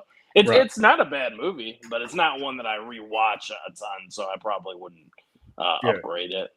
See, Steve Maris says, "Greetings, Dirk, panel, and Flick friends." Yeah, man, what's going on? What's up, Steve, man? Fat Pig the Conqueror says, "Beyond the Valley of the Dolls would play on late night HBO back in the day. I remember because it had an NC-17 rating, so I stayed up and watched it." Oh, hell yeah. Okay, Yeah. nice. Chris says, "Full Moon does the best box sets in my opinion." Yeah, we're like almost an hour behind on the comments. Holy shit! Let's see. Great looking set. I think he's talking about you, Johnny. Yeah, I did the year sub with Full Moon and got the Legacy Collection Volume 1 box for free. Yeah, I saw him show that too, man. That looks great too. It's got a bunch of stuff in there from Full Moon I didn't even know existed. I was really looking. I had a choice to get that one, and I was like, well, we'll probably find out on eBay a little bit later, a little bit cheaper, since the other one was like $180. I was like, fuck it, I'll get the most expensive one since it's free. Shit. And Night 90 says, I have a lot of respect for Charles Band. He's been doing his thing faithfully for a long time, and he just keeps on going. He does what he loves. Yeah, man. Yep. The mayor says Charles Band is always at TFW, him and Tom Savini. Yeah. He has been, for sure. Let's see. Dell on Movies Attack of the 50-Foot Cam Girl is insanely bad, and that's why I love it. There you go. Brian Goes Blue. What's going on, man? He says, I am here listening, guys. Shit. We have 37 packages from a stream we did the other night that we are packing up. That, and I'm behind on a rotten movie. Love you guys, and happy anniversary, Dirt. I appreciate you, man. Appreciate you. I'll see you tomorrow night, bro. Hope you're doing good, Brian. Yeah. Let's see. Steve says, oh, okay. Everybody talking. Man, I need that Robo Wars, Chris says. Let's see. Congratulations, Dirk, on your accomplishment. Looking forward to another 3 years, brother. Yep. Yeah, man. We just keep it rolling. Right man. on. See how it goes. Got my Pam Voorhees naked today. Happy. Oh, I saw that, Chris. I saw that. Okay. Yeah, he posted that on Instagram. Yeah, that looks badass. Man. Yeah. And the mayor says, I actually like that artwork better than the VS edition. From Beyond. Yeah, me what too. You're talking about. Yeah, I think it is better. Yeah. Yeah. And see, the master of all movies, Presswood. Hey guys, Sarah. what's going on? Hey, sir. What's going on? Glad you're here. And if everybody, if y'all think about it, How do you like it? How do you like it? let's see. All right, we got. Hey there, everybody's talking. Mayor says, I wouldn't be surprised if Criterion does a 4K upgrade release. Oh, of The Brood, maybe? yeah, Scanners? probably There the you Brood go. or even Scanners too. Okay. Yeah, for sure. Let's see. Darren says, that's a feature length doc on the real case. Zodiac. That's what he's talking about. Okay. Hell yeah, Yep. man. That's awesome. I love that. It's like 2 movies in one. You know, man, I watched still have the, my what's the name of that Blu-ray fucking one movie? I that think it's called The House actually of Straw. And it was I think that was a Video Nasty. There's a whole disc on that bitch, whatever, documentary about the Video Nasties. Yeah, I haven't had a chance to watch it yet. It's in the player right now. I didn't have a chance to do special features, but I watched it the other night. House of Straw, man, that was pretty solid flick, man. I wasn't expecting much out of it, but I enjoyed it. Well, House on Straw Hill. Yeah, that's it. Straw House on Hill. Straw Hill, yeah. Yeah, man. that's a great one. We covered it not too long ago. And Okay. yeah, it's got anything you want to know about the nasties on there. Yeah. Yeah, it's in the player now. I had a chance to play it yet. Yeah. That's a The damn old good Thatcher one. list. Yeah. Very underrated. Never gets mentioned. House on Straw Hill. Yep. That was a very early release for Severin, though, man. That was like at the beginning almost, right when they transitioned from DVD to Blu-ray. And that fucking dude that was in that, I can't think of his name. He's got a weird name, but he was Udo the fucking Kier. guy that was in fucking Udo Kier. yeah. He was the guy that was in fucking Ace Ventura as the guy that stole the dolphin. Yeah, he's been Oh, around. yeah. Flesh for Frankenstein, Yeah, that's right. Blood Yep. for Dracula. Fucking shit. Steve Mayer says Companion is my favorite flick of 25. Zodiac is my favorite Fincher flick after 7. Okay. There you go. Hell yeah, man. Fair enough. Contact is a good one. It's different. Oh, good. All right. Scratch Burno, what's going on? He says the mirror shot in Contact is top notch. Yeah, you know what's It's funny? been- That's the only part of the movie I've seen, only because there was a reel on Instagram and it just happened to show that shot of the movie with like dramatic music playing behind it and stuff. And I was like, oh man, that looks fucking awesome. And then that kind of always stuck with me too. So I'm like, I gotta watch this Contact movie, man. It just looks too good. Yeah. Let's see. The Master of All Movies Presswood says I have mega list of movies and titles I have been missing in my library of my collection. I'm adding them, collecting them. Awesome. Cool. Yeah. Way to do it. Mayor says, yeah, I just finished watching Walter Goggins' season of The White Lotus, and I just finished season 2 of The Righteous Gemstones. Walton as Baby Billy. Baby Billy. He is hilarious. Baby man. Billy in that fucking show. He says some funny shit He and writes the does. gemstones. I haven't watched White Lotus yet. My son's girlfriend's trying to get me and my wife to watch it, but she loves it. But Walter Goggins, man, and writes the gemstones as Baby Billy. He's funny as hell. Have you guys seen Vice Principals? I haven't watched that yet. No. Oh, it's so good. It's only 2 seasons, so you can Okay. easily binge it. Yeah, that's great. Chris says the ending to Contact is enlightening to tell you the truth. Got to me a little bit. Oh, all right, Chris. All right, man. Chris has got me wanting to watch this after the. The mayor says, "Sweet Joe Pesci shirt, Alan." Oh, appreciate it. Yeah. Appreciate it. Look at that badass shirt Alan has. Yeah, man. Alan's always got the best shirts. Allie says, "Leprechaun Samuel Jackson." Yeah, yeah, man. That was. The Gunman is a fun action film. Okay. Fat Pig says, "Nice Guys" is entertaining. Cool. Yeah, it's fun. It's a fun. It's a funny movie. We got a Hayden in here, Napalm and OJ. Man, y'all check him out. He's got some shit going on over there. Napalm and OJ. He's got some crazy fun streams. He goes out in the woods and shit. But yeah, I've been on some of them lives. It gets kind of wild over there. But yeah, appreciate you stopping by, man. Acres of Movie says, "Do you want Gauntlet Special Edition?" I think that's a Full Moon. Okay. A limited edition box set thing. I've never even seen that film, so yeah, I don't know anything about it. Definitely going to splurge on the price tag that they want for it. I'm trying to find it a little bit cheaper down the road if it's good. Yeah. Acre says, "Hire David Fincher for director of the next Nightmare on Elm Street." Oh man, no. I don't know. He just said no. He's like, no. Synth says, "Hey, Dirk and all, what's going on, Synthetic?" He's been on here too, man. He's a audiophile, I guess. Yeah. He does some cool shit over there, man. Oh, cool. Yeah, good to have you here, man. Allie, you gotta get rid of those triple packs, Alan. I hate them too. Yeah. I think I only got 1 or 2 left. Let's see. All right, I'm almost getting through the chat, making sure. Holland says, "Once you watch Baby Girl, you'll be out on A24." Damn. Okay. Way to sell that movie. Well, I'll make sure I don't watch that shit. Well, no, I Maybe I can't need to say watch that. it. Save me some money. I can't say that because me and Hollins disagreed on quite a bit before. So let's see. Synth says Chain Heat is a great prison movie. Sybil Danning. Okay. Yes, it is. He is Sybil correct. Danning, man. I mean, do you need to say more? You know, I mean, let's see. Alan, you got to get away from being a completist with A24. I've heard such bad things about Baby Girl. Damn. Okay.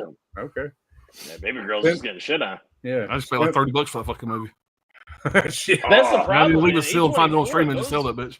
Right. Dude, those releases are so expensive. That's the other thing. Right. You know. Kidman, Synthetic says Kidman is best in To Die For. Gorgeous. Cronenberg is the hitman. I like To Die For, and I do own the Criterion 4K, but my favorite role with her is Eyes Wide Shut, hands down. Yeah. You know, That's a good one. Yeah, man. Let's see. I really liked her in Dead Calm too. That was really good. It's been a minute since I've seen. That's a good movie though. Yeah. Yeah, it's a really good. I didn't say Dead Calm in a long time. Yeah. That's got Billy Zane. But who else is in there? And Sam Neill. Sam Neill. That's what I was saying. Yep. Darren says, "I'm good, Steve." Okay, never mind. He's talking. All right, let's see. Getting there. Oakenfold soundtrack is the best part of Swordfish. Yeah, I saw that comment. I was going to Oh, say, yeah. I think he's. That's what I'm saying, man. Synth knows all the scores and shit. You know I think he might be referring to. I think he was a techno DJ, but I think it's Paul Oakenfold. I think he was around the same time like DJ Tiesto, Armin van Buuren. Synth, if I'm correct on any of that, please let me know. But I think it's Paul Oakenfold is the name of the DJ. Okay. You are correct, Johnny. Oh yeah. Yes, you are. All right.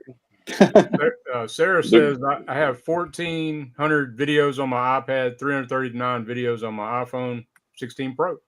Okay. Oh, damn. Let's see. Goggins is great in Fat Man. Oh, man. I Oh, love yeah. him in that movie. Yeah. Walter Goggins is Vice Principals is where it's at. Hell yeah. Danny McBride and him, man, they play off of each other so good in that fucking series, man. I'll start watching that. It's good.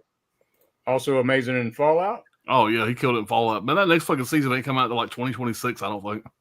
Wow. Holy shit. But, yeah, but it's a good one, man. Since says Contact is great, anything involving Carl Sagan is worth visiting. Okay. Gotcha. Okay. Hard Eyes is my favorite slasher movie, and I got new releases then when movies ensue. Basement Blues, Tony recommend them since Tuesday come Blu-ray.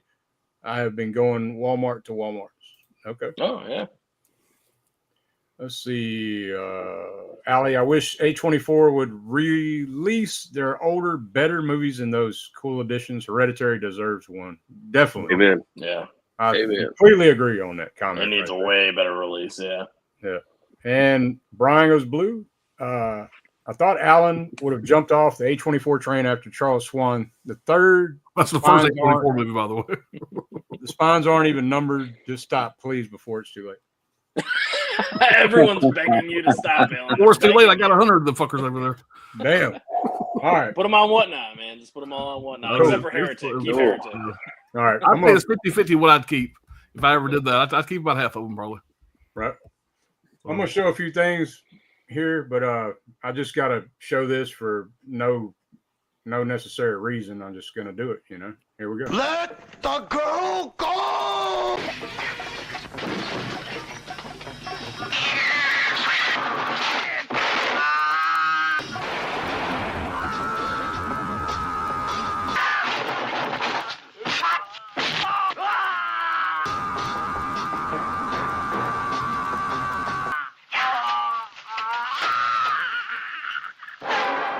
There's only one way to prove my innocence.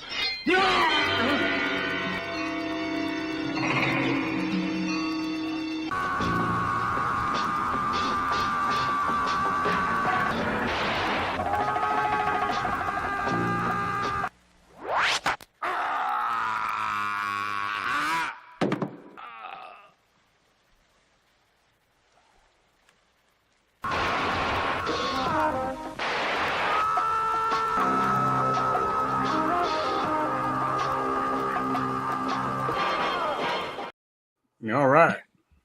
Maybe the best gunshot death scene ever. All right. Well, Alan showed this already, so I'm just get out the way. So I just picked this up. Sea of Love. Great transfer. By the way, me and Tasha just watched it. Hell of a release, man. Makino. And great mystery. Great thriller. Like I said, when I told Tasha, I was like, "You want to watch Sea of Love?" She's like, she's not in those kind of movies, you know what I'm saying? Like, so I was like, it ain't what you think, you know. It's like this, it's playing off that song, you know. And that's part of the creepy part of the film. So yeah. So check that out. Good one. And we also watched, she'd never seen it, but this was like nostalgia for me way back. April Fool's Day. You know? Oh yeah. I still gotta pick that up. Pretty damn good transfer as well. Kino does a damn good job, man. And during that sale, these were 17, I think. So I jumped on the train, and also had to get this Franco because we covered some Miranda Soledad, and there's a film She Killed in Ecstasy, and it's kind of took the premise from this movie, The Diabolical Dr. Z, another Jess Franco movie that I haven't seen, so ready to check it out. So anyway, I highly recommend She Killed in Ecstasy, by the way. And we got Cannibal Apocalypse. I don't know if y'all seen this one. Oh shit, they got 4K? Yeah, it's a 4K, man. I got the blue too, but I'm gonna end up selling it. But yeah, it's a damn good one. Yeah, is that part of their Kino cult line? Yep. Nice. Yeah, John Saxon didn't even remember making that movie, he says. Right. He's been in so many damn movies. Right. And then so me and Darren, we're doing a stream on the Dead End. Well, we're doing a video. It'll be recorded and put out later on the Dead End Drive-In with Dan Shine and over on Visited by Voices. So we're going to be covering. This is one of the ones we're covering. This is a damn good movie with George C. Scott. It's called Hardcore. Oh yeah. That's the only indicator release I got. Was that one there? But Johnny had mentioned it, and I was like, "Well, shit, I got to check it out." And dude, fucking you haven't lived, and you see George C. Scott dressed as a '70s pimp. It's fucking hilarious, dude. And maybe hilarious is the wrong word. I thought it was funny as hell. Yeah, but I just love George C. Scott. And I loved him in that film. So I did get this one in. I was kind of, we're also covering this on the Dead End Drive-In, but it's not going to be with that one. It's going to be with the another Exorcist ripoff film, Antichrist, I believe. I believe that's what we're doing. I just watched that. Oh no, we're doing the Night Child. We're doing the Night Child. That's what it is. So this is Cries and Shadows from Cauldron. It's called The Return of the Exorcist. So like, if that ain't a fucking rip off of The Exorcist, I don't know what it is. But I was watching it. I didn't get to finish it, but man, this is a crazy ass fucking movie, man. It is fucking. It's the shit. I dig it a lot. Look at this damn cover art here. But and then they give you this shit. It comes with it because this is kind of something that happens in the film. But they give you that with it. Oh, that's cool. There's a little coin in one of these in the damn movie or whatever. So, Dirk's lucky coin. Yeah. From Cauldron. Cauldron representing, man. They've been doing some shit here lately. Shit that I like anyway. So that's the only thing from Cauldron I got. But this is what I picked up from Severin, Lamberto Bava, the Mask of Satan. So it's like I guess it's kind of like paying homage to his father, Mario Bava. You know. So I'm ready to check this one out. I haven't seen it yet. So yeah, man, I gotta snag that, man. That's definitely gonna be one of my next Severin purchases for sure. Yeah, to get the slip, if you're interested, you got to get it off Severin. So don't get it off Amazon if you got to have the slip. Got in Forgotten Gialli, Volume 8. Oh, nice. We'll be covering this soon. It's got Red Rings of Fear, Reflections in Black, which is one I haven't seen. The Red Rings of Fear is the third part of the Schoolgirls in Peril trilogy. Oh, and okay. So Massimo Dallamano did the first two, and he died before he wrote that one, but he didn't get to finish it. Reflections in Black, I don't really know nothing about, but I'm ready to check it out. And then AAA Masseuse, good looking, offers her services. So, hell yeah, good old Gialli, man. Dude, kudos to Vinegar Syndrome for staying in line with the box sets, man. Number 8. They have been pumping these out, and thanks to Alan, I got the first 5 sets from you. I think. Yeah, I think you bought the first 5 from me, 4 or 5. Yeah. I realized that wasn't my type of film. Whatever. I knew you loved them, so let's make a deal. Yeah, man. Yeah. So Dirk, you got all 8 of them, right? I got all 8. Yeah, we've covered 7. Sets, man. Yeah, we've covered all 7, but we're gonna cover this one. And have they done any like statement or released any any news like whether they're gonna do a volume 9? Because surely they're probably gonna keep that. I'm sure. Going. I think it's gonna 8 already. Yeah, it's gonna keep going, and they just did a 7. So got this in from Arrow, man. This might be release of the year from Arrow for me. Don't Torture a Duckling. Fucking masterpiece by Lucio Fulci. I mean, it's a great, probably the best rural giallo there is. We've covered it on the channel extensively. Got this in from Celluloid Dreams, Short Night of Glass Dolls. This is a fucking amazing giallo, by the way. We will be reviewing this for Celluloid. They sent us a free copy. Oh, nice. So this is very ambiguous. It's, man, I don't want to go into it right now, but highly recommend. You get this, you get the damn lobby cards. They send you these fucking lobby cards and shit. Holy shit. Those are posters. Yeah, I was gonna say, man. Goddamn. Yeah, they send you this shit here. I mean, dude, this is, you want to talk this is not a happy ending movie. This is a fucking bleak to the core movie from Aldo Lato. And it's not your typical giallo either. It is probably Gene Sorrell's best performance, in my opinion. Do you get some special features on there? Oh shit, dude! It's a 4-disc set. This damn, really? Yeah, it's a 4-disc set. You get a big old book in there. You know, they loaded it. Yeah, I haven't. So how many releases has Celluloid Dreams put out? Have they been around for? This is their second. Yeah. Okay. Cool. So, but yeah, I'm ready to get in it. We'll be reviewing this pretty soon. I think that's the last one right there. But yeah, this is a damn good movie, man. If you get a chance, check it out. You get this with it. You get a damn piece of the film from the camera negative came with it. I thought that was cool as hell. I think it might be from the trailer, but y'all probably can't see that shit. But that is really cool. No, yeah, I can see. That's really cool. It's probably different for everybody too. I bet everybody kind of. It is different for everybody. Yeah, because CK showed me his, and I think I've seen somebody else's, and they were all different. So, this to me was the best movie from last year that came out. I never go to the fucking theater twice, but I went to the fucking theater twice. Robert Eggers' Nosferatu. Oh yeah, fucking love this. This son of a bitch. I think he nailed it. I really do.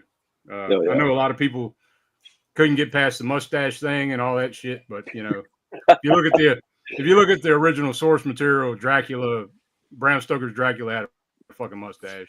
You know, so anyway, yeah. So this is a great one. Did pick this one up. It was on sale on Amazon. Chinatown. Fuck yeah! It was I love that movie.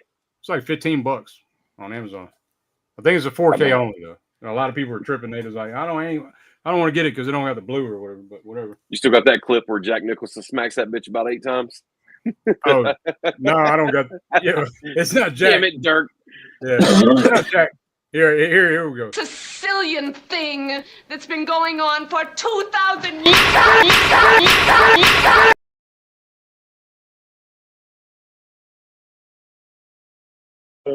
Not the right one, but close. No, wait, Dirk. Where's the one where like he like like? Oh shit! Yeah, I don't have that one. I don't have that one. You don't have that one queued up. You used to play that one all the time. Right? Yeah, I took it. I took it off. I do got this one though. Oh damn, that one's brutal too. That's a good random one. As shit. That's a good one. Yeah. Oh shit! Hold on, I got this one too. Dude, I love that, man. I love that scene. That was fucking badass. I don't care. That was on Raiders of Atlantis, wasn't it? Yeah. Yep. One of those we did. So then I got some vinegar in too, a couple times. Like I don't do updates regular, you know. It's like just whenever. I got this shit for I think it was like $8. So I have no idea, but $8. I was like, fuck it, you know. What's up with the dude in the fucking corner, man? God damn. It's like Freddie Mercury getting his ass. Yeah. Looking crazy as hell. That looks like Tim Curry in the middle of it. And it looks like Leatherface on the back. Yeah. Oh shit. Yeah, I know this is shit, but you know, whatever. Let's do it. Right? Did y'all pick this one up? Ice Ice Baby. No, I didn't. I was like, no. Jeff was here. This is an old school. It's a gothic. It's giallo like. I haven't seen it, but really want to check it out. It's from the '60s though, so it's called The Playgirls and the Vampire.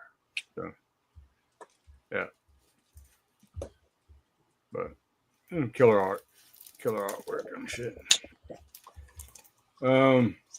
This one seems pretty interesting, man. It's another gothic type film. The House Where Death Lives. So, checking that shit out.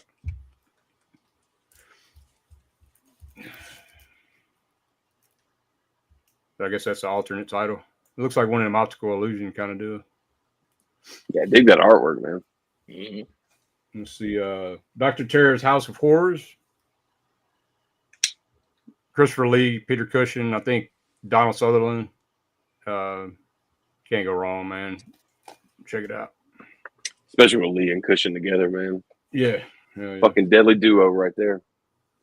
Let's see. I got this is Video Man.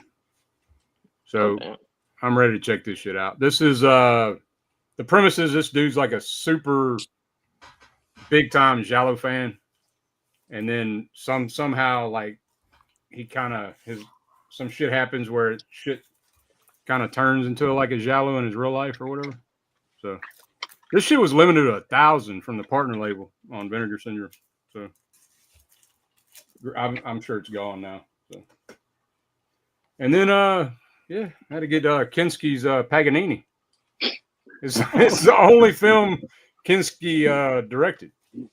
So yeah, and they say that he was oh, that's the same thing. Anyway, they say that he thought he was Paganini or some crazy shit. I don't know, man. He lost his damn mind. But and then let's see, got this in today. Motherfucking Murder Rock. Hell yeah. And this is a big ass set too, man. Oh, we got titties on YouTube. Yeah. Well, I mean, you know, it's art. It's artwork, right? Yeah, right. I appreciate you, sir. Thank That's you. killer right there, though. Yeah, I mean, you know, you got a little book. You got a pretty thick book. It's got the damn. Look at this shit. All the pages are like fucking different colors and shit. Some shit. Yeah, pretty cool. It's more Don't worry. As long as the YouTube censor is a man who's not gay, he'll be like, "Oh yeah, I'm gonna let that shit slide. I'm gonna let those titties slide." I didn't see nothing. Our kind of guy. It's art, man. It's art. You know. Let's see. And then I got. I'm not sure if I showed this one or not. So I'm gonna go ahead and show it, man. It's photos of Joya Delirium. Yeah, man. This is a high recommend from Lamberto Bava. We have covered this on the channel as well. But yeah, I had to grab that. It was a no-brainer. Got this from Mondo Macabre. The Killer is Not Alone. Don't know. I think it's a Spanish giallo. But Mondo Macabre, man, they don't get enough credit. They don't get enough love. Like, really. They do some great shit. And I picked up this off of eBay, Fernando de Leo's Crime Trilogy. So this dude right here could be possibly the best director in the Poliziotteschi. Him and Lenzi, I would say, in the Italian crime. Or Enzo Castellari's in that conversation as well. Caliber that's a 9. rare video release, man. Hell yeah. Yeah, this is a great. I mean, I haven't seen them all. I've seen Caliber 9, though. It's fucking amazing. And the Italian Connection. That's the two I've seen out of this set. But, and then, of course, let's see. I got this in. I think I got this in yesterday. This bad motherfucker there. Oh, wow. Yeah. Yeah, I got mine coming. Yeah, man. Oh, yeah. That son of a bitch. Check this shit out, though. This is badass. So, that's Lake Pontchartrain. That still blows my mind that's Lake Pontchartrain Bridge, and they got it cleared like that, you know, because that's like the 25-mile bridge, 22-mile bridge, something headed to New Orleans, you know. Damn. And but yeah, big old thick book on the Beyond. 6-disc set. You get the book of Ebon. Oh wow. Yeah, it's fucking. You know, they did it right. They did it right, man. Damn. Got all the damn different cover arts and shit. But I'm super glad you got me to pre-order that, man. I'm super stoked for that to come in. Yeah, man. Yeah. I was on the fence there for a minute. Dirk's like, I think you might want to get this. Yeah, man. you might want to jump on that one. Then Darren's like, okay, yeah, you got to get it, man. Just go ahead and pre-order it now. But this is, in my opinion, this is my favorite Fortune, period, out of any Fortune. I mean, the opening alone, man, for that shit, man. Just them rowing in, and it's all done in black and white. Then they get into the plantation house, man. Holy shit, that's a great opening. And I went in and picked this book up today, Clockwork Orange. It's a little short book, but I mean, this is the original source material that Kubrick used to make the movie. So there you go, man. Hell yeah. That out when we do a deep dive on it. And I still got some more shit, but I'm gonna hold off for a minute. Let's see. Whose turn is it now? No, I can go. I think everybody else is done, right? Everybody else done? Yeah, pretty much. Okay. Mine was just short. So okay. Well, I'll go ahead and show my shit right quick. What I got left. It ain't films, but I done fucked up and got into some vinyl. Yeah, my son. Thanks to him, you're gonna be spending some money, man. Thanks to my son. This is what got me into vinyl. The same damn thing that got me into horror movies. Can't blame you there. That is something that got me into vinyl. This is an original first press, 1974, of The Exorcist. So damn. Yeah. So. Look at you go, Dirk. That's the way you store them, too, man. Johnny told me how to do it, to flip them on the back like that. So there you go. That way you don't get the ring on the fuck them up and shit. But okay. Johnny knows. Johnny knows. I just got that from Christian. Christian, appreciate it. If you're watching, if you see this later, whatever. Picked this up today. Oh shit, man! Hell yeah, man! Hell yeah! And I jammed that shit earlier today too. Shit. Actually, I spun quite a few records today, man, for sure. Hell yeah! Grabbed this one. I grabbed this a week ago, I think. Oh shit! And I still got the record on the player right now. So I don't know if y'all have ever seen that movie, but yeah, if y'all like Star Wars or any kind of sci-fi movie, you can thank this damn movie right here. Real shit. Every time I see somebody like reference that movie or anything, it's always bizarre to me to think back that one of my favorite bands, like back in like 2000, 2001, it was Mudvayne. They were recording their debut album, which was called LD50. And while they were in the studio for the whole duration of recording that album, they said they kept that movie on in the background the entire time while they were recording. Mm-hmm. And if you listen to that record, man, it's just sprinkled with all kind of, just especially from that flick, you can tell the references they're trying to go for, like the kind of like the sciencey kind of thing. But yeah, that movie right there is just an odyssey itself to me, man. Like every time I watch it, it's like, Jesus Christ, you find something new in that movie where you can try to make it relevant. You're like, yeah, okay, I kind of see where they're getting a little bit biblical, but then it's kind of like, man come from ape kind of shit too. You're like, here we go with this. Yeah, when I was listening to that score though, I start seeing shit from the film. You know what I mean? There you go. I did grab this Bride of Frankenstein score. So damn, dude, that's look at you go, man. I don't know if y'all can see that. Holy shit, is that clear? Yeah, it's clear, but it's like got color to it too. But I wasn't gonna pull it out. But check this out. I know Alan will like this. I know anybody big fans had to grab this. This is a first press too, man. Fucking a Neo Morricone 1967 first press, fistful of dollars. So I was like, holy shit. So yeah, so had to grab it. Hell yeah. But I'm on I still got. Did I have fault the urge to get into vinyl, man? My son is big into vinyl. He has vinyl like I got movies.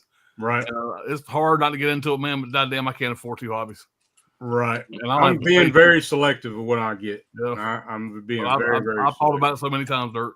Right. Being very selective, man, but dude, you're holding up like fucking holy grail bangers, man. Like as far as like soundtrack, like movie soundtrack vinyl, like yeah, dude, like that's already a avenue people's gonna go down. It's very costly.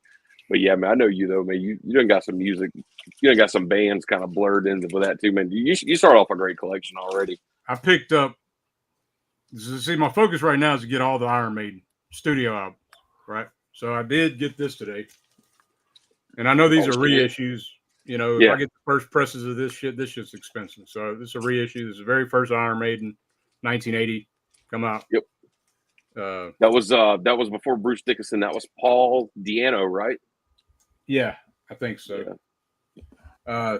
This is Killers. This is the second album. Yep. And that's pretty close to maybe the best artwork. Yeah, man. On any Iron Maiden album, period.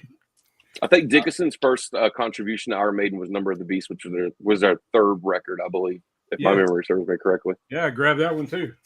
Look at that shit. So that's the one. Like, goddamn, Dirk, I hear you. But I mean, it's not my favorite by far. I mean, it's probably in the top 5 though. And then I went and grabbed this one too. Fuck it, it's a Peace of Mind. Yeah, fuck yeah. Peace of Mind.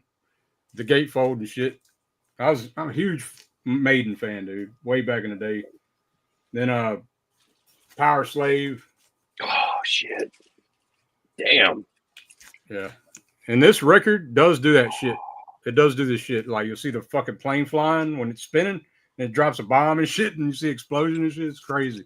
It's like a picture disc or something. Yeah, man. It's like what it is.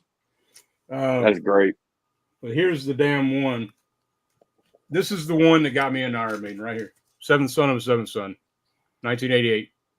I love that artwork too, man. Yeah, it's killer. A little simplistic for the Eddie part of it, man, but still, man, it's once you see it, you can't unsee that shit. Here's some more that Christian picked me up. He got me Coda, Led Zeppelin. Oh, Zeppelin. Fuck yeah. Grabbing that one. Let's see. Yeah, I told him to pick this up for Tasha. I mean, I don't mind it. I don't mind Heart, but that's Heart. So yeah, they got Barracuda on it. I don't think so. No, that was the one they did. They kind of made a comeback in the 80s. Yeah. Okay. Yeah. And it's kind of hard to set these up. They're a little different, ain't they? All right, I got a couple more, y'all. Sorry. This is a first press too, right here. AC/DC, Dirty Deeds, Done Dirt Cheap. Yeah, dude, that's this is the first press. All the time. I was tripping out. I was like, holy shit. Yeah. I'm a big AC/DC. I love AC/DC. Yeah, that's the band that got me into metal. Back in Black was the album that got me into it. And this is a first press as well. It's still sealed. Ride the Lightning. Yeah. It's still sealed, hadn't been open. And I was jamming this shit in the 6th grade. Yeah, good buddy of mine and his wife are up in fucking like New York somewhere at a Metallica concert tonight. He sent me pictures of them, sent a little video of them on stage, man. I never got a chance to see Metallica. And so they were in New York and they said, fuck, we're going to see them. I didn't get to see Metallica either. Their favorite song off of Ride the Lightning. Fade to Black. Fade to Black. Yeah. Creepy Death for me, man. Yeah, Gotta be Fade to Black. Yep. He got me this one too, The Doors, man. Can't go wrong with The Doors. So he's got. I'm not familiar. I mean, those songs, a lot of the songs are the same. And here's the last one, man. Santana. I think this is the first press. I couldn't find a fucking year on it. I looked everywhere. I couldn't find it. But this damn sleeve was fucking beat up bad. So anyway, that's still.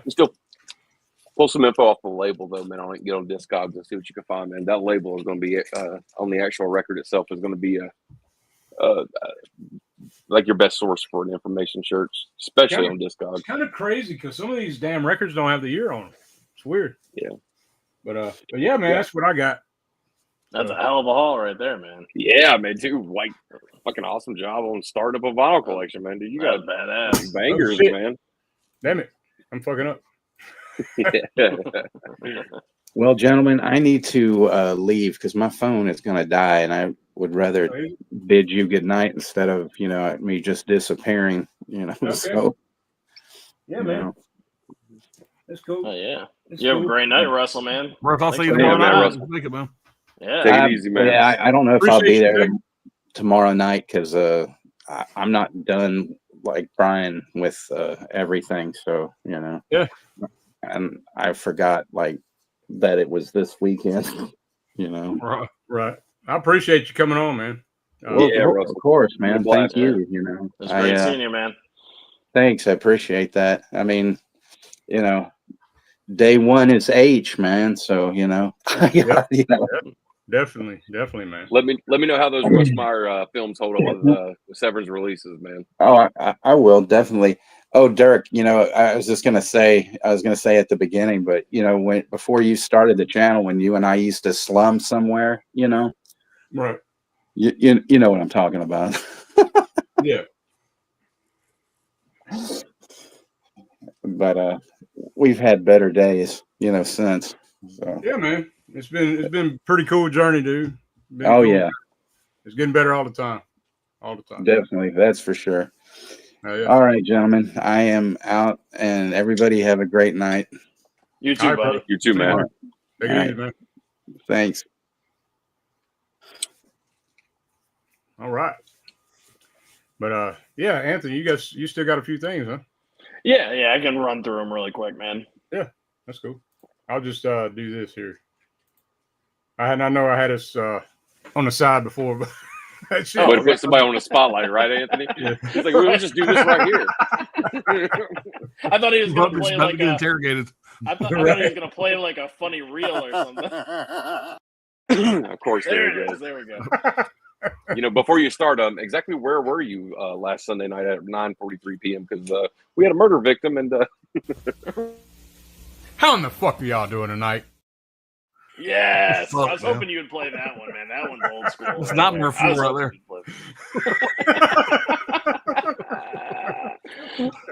That's the best one. Oh shit! All right, so we got Frailty. Hell yeah, man. That's a damn good movie, man. Now that I bought this, it will for sure get a 4K from Lionsgate. I know that. That's definitely going to happen. It's got some good special features on it too. Surprisingly enough, for like a studio release. But yeah, I had to go ahead and pick this up. It was a good deal for the Blu-ray. I've been holding out on getting this because I know Lionsgate's going to put this out eventually. They have to, you know. Right. This one I actually got from my parents, but I have it here, so I just figured I'd show it. And that's Homefront. Fun action movie if you like Jason Statham and James Franco. It's a good little action film. Jason Statham nowadays is just Jason Statham in a bunch of different movies. Yeah, basically. Yeah, that's basically it, man. He's like doing the Liam Neeson thing, kind of. Yeah. Yep, that's exactly what he's doing. Yeah. We got The Gift, Jason Bateman, Joel Edgerton. Okay. And Rebecca There's a Hall. lot of different Gifts movies. Yeah. You know? Yeah, there's the Sam Raimi one as well. Yep. But yeah, Joel Edgerton actually wrote, directed, and stars in this movie, so it's pretty much his baby. But I think this is an excellent thriller, and Rebecca Hall really doesn't get enough love, man. She's such a great actress; she kills it. But I love seeing Jason Bateman as just like an asshole, because you know he's usually a smart ass, but he's an asshole in this movie, and I love to see it. And then we got some. Scream Factory had, you know, a little sale a while ago, so I picked up a few things. Got Fire in the Sky. Okay, yeah, yeah. That's an interesting story on that one, like based on a true story kind of deal where the dude was missing. And have you ever seen it? I actually no, this was a blind buy. This one I actually haven't seen. I think you'll dig that one, man. It's a lot of people consider that a true case. You know, like yeah. Well, I know this movie scared the shit out of a lot of people when they were like kids and stuff. Everybody has like nightmare stories about this movie. It's kind of creepy, but it's, you know, I say just check it out. I don't want to ruin nothing. Yeah. So I'm a big William Friedkin fan. Like, I mean, pretty much all of his movies that I watch, I just love them. Yeah, this one I haven't seen. Another blind buy, and that's The Guardian. Oh yeah. Oh yeah. But I'm gonna tell you, it's not as good as most of his other stuff. It's you know, I remember back in the day I liked it when I was a kid, but like going back to it, it's kind of, it don't hit the same. You know what I mean? And it's it might be my least favorite of his, to be honest. Yeah. But I gotta watch it though, just because it's freaking and I gotta check it out. It's still got some crazy shit in there. I gotta cross it off the list. Might make you look at an oak tree a little bit differently after you watch the movie. Definitely. This is an underrated one. I really love this movie. That's The Ghost in the Darkness. Okay. Oh yeah. Val Kilmer. Yeah, man. Yeah, Michael Douglas. Yeah, really underrated film. If you like animal attack movies, you're gonna really like this one because it's I'll be right back, y'all. I'll be right back. Okay, man. All right. Yeah, lions go around killing people while they're constructing this railroad in Africa, and these lions just keep picking off all the people building the railroad. So they recruit Michael Douglas, who's like a renowned hunter type guy, to come in and kill the lions. It's really good. It's actually based off of like loosely, like a true story. So it's pretty cool. And then we've got a little found footage action. We got the Poughkeepsie tapes. Hell yeah. Yep. Like I said, I always love found footage movies. So that's eerie as hell, man. Like that. I don't know. There's just something that as soon as you turn that on, you pretty much know what you're getting. Just how that feel by the way it starts up. You're gonna get creeped the fuck out like instantly. And then, as Dirk was talking about, The Gift. There's the other one, the Sam Raimi, The Gift. This 4K transfer looks really good. And I don't know, man. I really love this movie. I don't think this one gets talked about enough. Once again, like you got Keanu Reeves playing one of the biggest assholes imaginable in this movie, and I love it. I love seeing Keanu Reeves play against type, because he's usually the hero, but in this, he's just a complete pile of shit. And I love it. And I think it's directed really well. I think it looks great. All the acting's, like I don't know. Do you guys like this movie? You basically just called Keanu Reeves an asshole. I mean, John Wick an asshole. Yeah. Oh yeah, man. Definitely. This movie and Neon Demon, man, he gets to play a real prick, and I love seeing Keanu Reeves like that. Johnny, have you seen this one or Pops? I have not seen that movie, believe it or not. Even though it's a Sam Raimi flick, I'm surprised I've never even seen it. But yeah, I haven't. Yeah, great acting. I have seen it. It's really good. There you go. Okay, Alan likes it. Yeah. We got The Exorcist 3. Yeah. Love The Exorcist 3, man. This movie's so fucking good. If you like a good thriller, detective, mystery story. Yeah, man. Yeah, that's this is the damn one. good.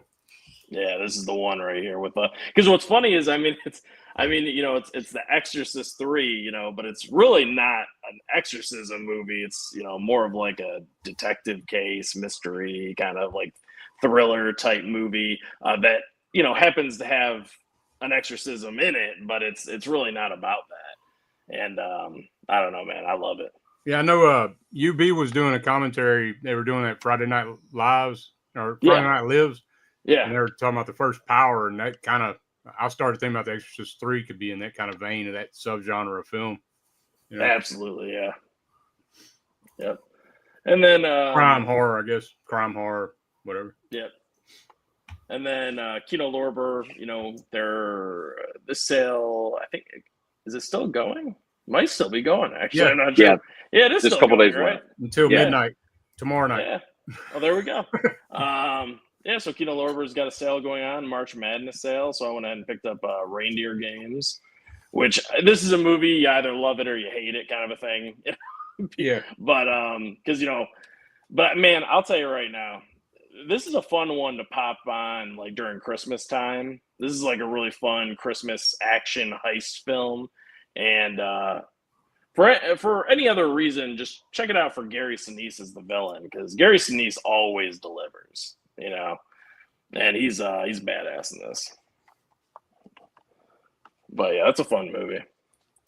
Then we got Orca, the killer whale. Okay. I actually haven't seen this one. This is a blind buy, but it just, I don't know, man. It's from the 70s. Jaws ripoff. Yeah. Killer whale, Jaws ripoff. I've heard good things about it. Usually 70s movies look great on 4K too, so I'm looking forward to checking it out. Hell yeah. Yeah. That'll work. Look, it looks fun. And then just like Dirk showed off, got a little April Fool's Day action. Yeah, man. I remember when I first seen that when I was a kid, I was pissed off. I was mad. Yeah, the ending. I was mad, but now I'm not. Now it's cool. Whatever. Now you can appreciate it more. Now that you're older, you're like, oh, that's that's actually kind of clever. Yeah. Yep. And then another Gary Sinise movie, another. This is a thriller though, and that's Snake Eyes. Okay. Yeah, I need to read Brian. Been a while. Brian De Palma. Yep, it's a good mystery as well, right? Yep. Like mystery thriller. Yeah, man, I love this one. I remember though, this used to get shit on back in the day pretty hard, and I have no clue why. I think it's great. Gary Sinise, Nicolas Cage. I mean, like, it's just you're just trying to like uncover the mystery, and I think Brian De Palma, as far as like all the camera work goes and everything, it just screams De Palma, the whole time. And I think it's got a good score too, and it's constantly like going. And it's fucking Nick Cage, man. And this is like classic Nick Cage right here too. Right. I mean, look at this motherfucker, just right there. Right. Yeah. So I have a blast watching this every time. And then got a couple steel books really quick. Just got World War Z. This is a fun little zombie. I've never seen it. Yeah, it's kind of cool that Brad Pitt did a zombie film. I just think that's interesting alone. But I like that it like travels around to different countries because they're trying to find patient zero to unlock like a cure for this whole like apocalypse that's going on. And it's pretty good, man. The unrated cut has more blood and gore and extends the story a bit, but the 4K is only of the theatrical cut. Okay. So if you want to watch the unrated cut, you got to watch the Blu-ray. But they both look great. I've actually watched both cuts. They're both really good. And then we got Evil Dead 2013. Hell yeah. This is just a badass movie, man. This is like a metal fucking Evil Dead film right here. Yeah, I didn't get that one. I got the first one they put out. And I didn't understand why'd they put it out again. That was fucking weird. I have no idea. Pissed me off. Yeah, just to piss Alan off, basically. I do like this artwork better. I think this is. I was like, what the fuck ever, man? And I'm gonna keep my shit that I got. Yeah. No, I don't blame you, man. I don't blame you. Yeah, it must have sold well, so they're like, fuck it, let's do it again. Yeah, let's rinse and repeat. Yeah, exactly. Get more of their money. But it's a badass movie. I mean, I really love the film. That steelbook is slick, man. It is. Yeah. Yeah, it's got some really cool like spot gloss. It's hard to see with the this protector on, but it's actually got some really nice spot gloss. That's one that gets a lot of hate for whatever reason. But yeah, I guess just because it's not your typical like Ash. It doesn't have Ash in it. Bruce Campbell. Yeah. It's mainly it's kind of like the same thing as like Halloween fans. You got some rabid fucking fans that don't touch my shit. Don't they're purists on the originals. Yeah, and I love the original fucking Evil Dead movies, all of them. Me too. But that movie that's one of my favorite remakes. Yeah, it's more. No problem with it. Yeah, it's more serious too. Like this, I mean, it's got some little dark comedy, but not much. Like this is pretty damn serious movie. But man, a lot more serious. They went a different direction. Yeah, but all the practical effects and gore and blood, and I like the characters. I like the fact that. They got this chick there because she's going through withdrawals because she was addicted to drugs. So they take her out in the middle of nowhere. It makes her more vulnerable to the demons. Exactly. Yeah, she's right. Exactly. And she's just trying to, they're trying to wean her off, the drugs and everything. So when she gets, spoilers, but this is all in the beginning. So when she gets possessed, they think, oh, she's, having like, she's like throwing up and all this stuff like because she's sick because she's getting off of the drugs, but really she's possessed.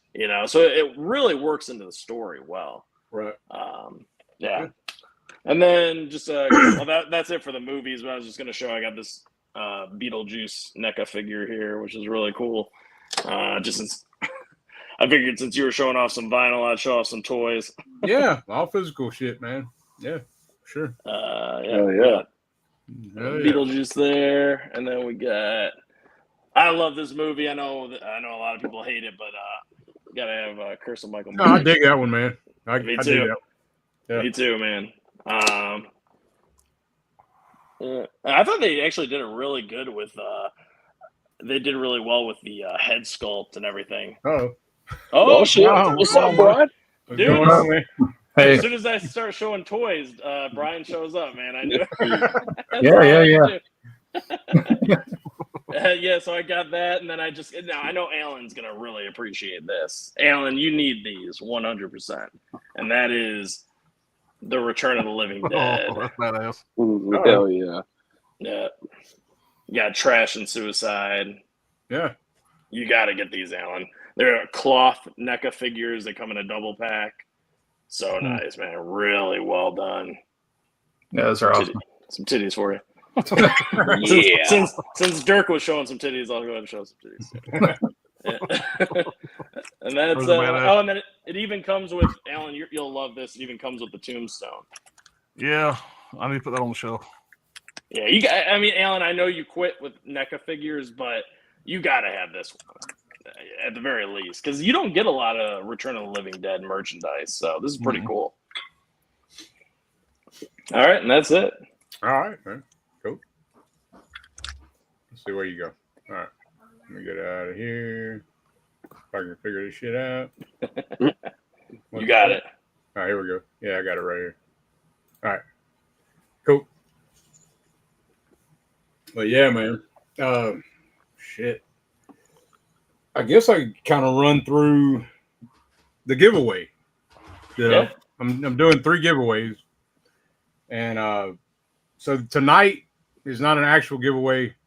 I'm going to give people a chance to, like, we'll be doing the first giveaway next Sunday night.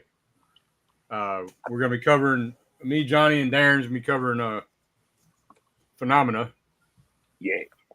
And then we'll do the live, we'll do the winner then on the giveaway.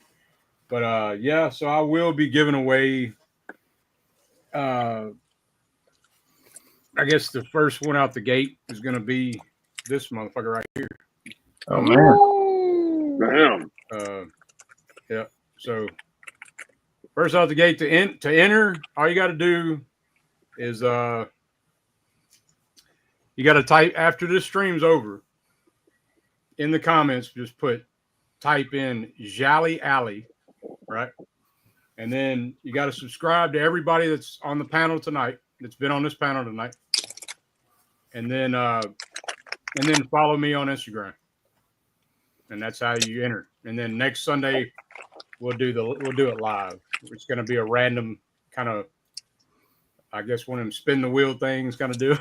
Yeah, man. But that's going to be the first one. And then we'll have 2 more the following 2 weeks. So, damn. But yeah, that's a hell of a release. And yes, it's kind of crazy because you will get an eyeball as well. I don't know if you can see it. Yeah. So, The Eye of Ibon. Yeah, you get the eyeball of Ibon or whatever. Hell of a giveaway, that's for sure. Oh yeah. So that's what you got to do, man. And like, you got some stuff to show, Brian? I mean, don't I always? Yeah. Oh yeah. Yeah. You guys are towards the end here, probably, but yeah, you good. But yeah, I went to the thrift store today, and we kind of hit the mother load. I got like 60-something titles for like a little over $200. A lot of them are 4Ks for $4, so, but they're like common stuff, so I might, get rid of them some way or another.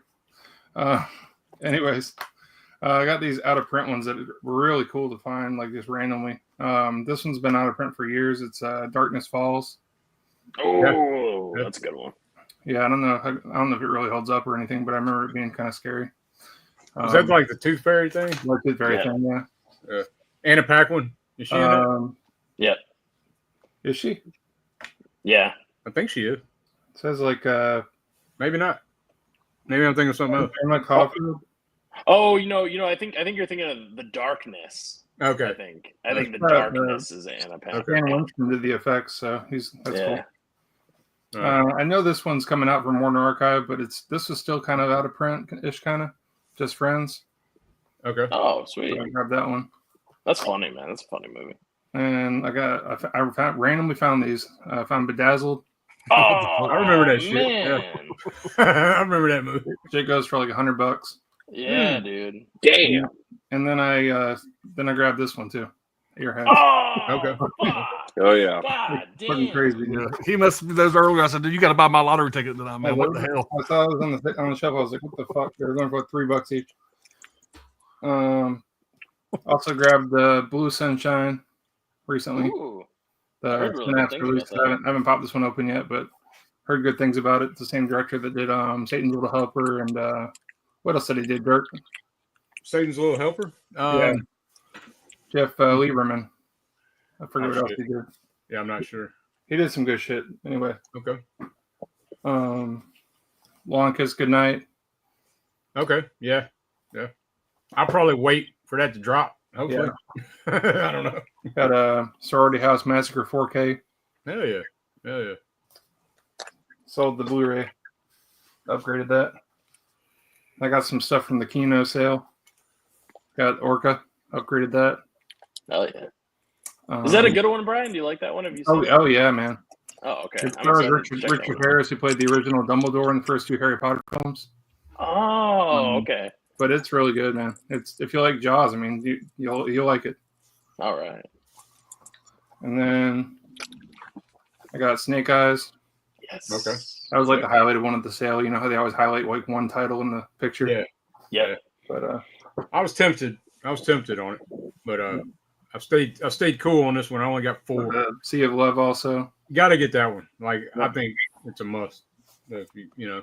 Yep. I'm a big fan of that film.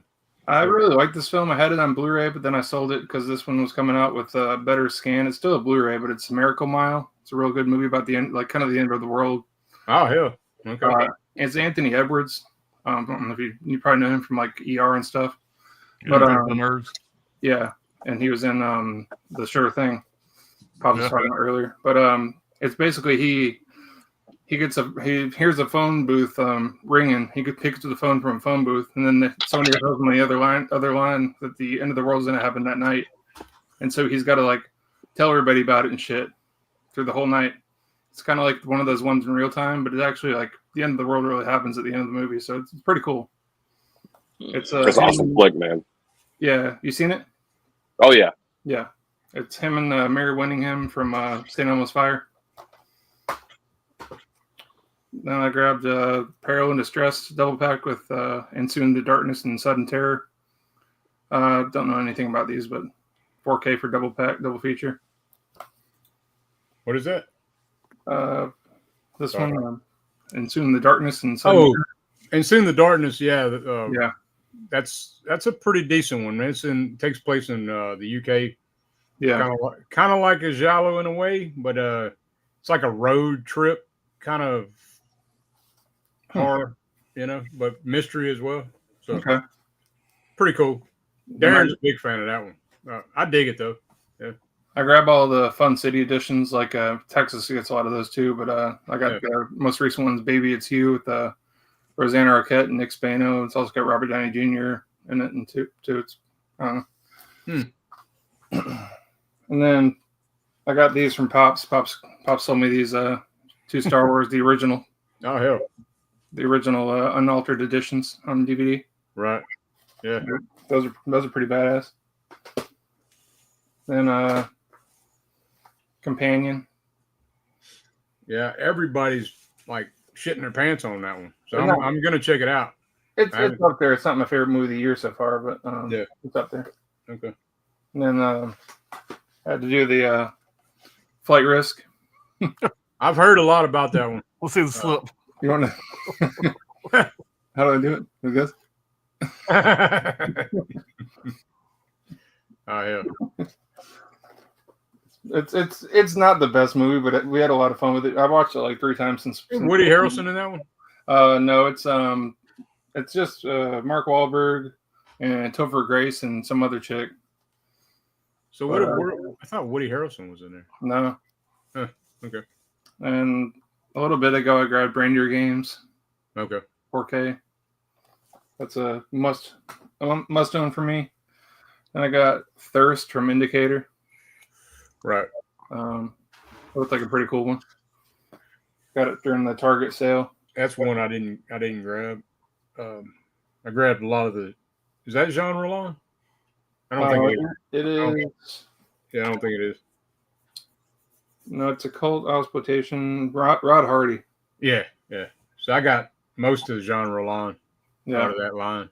So And I got No Country for Old Men. yeah, man. I was late to the game on that one. That bitch is like 50 on Amazon right now. Yeah, it was it's 50 now because like they had it on sale for like 17 or 16 or something like that. I got it for a pretty good price. Yeah, I fucking missed out.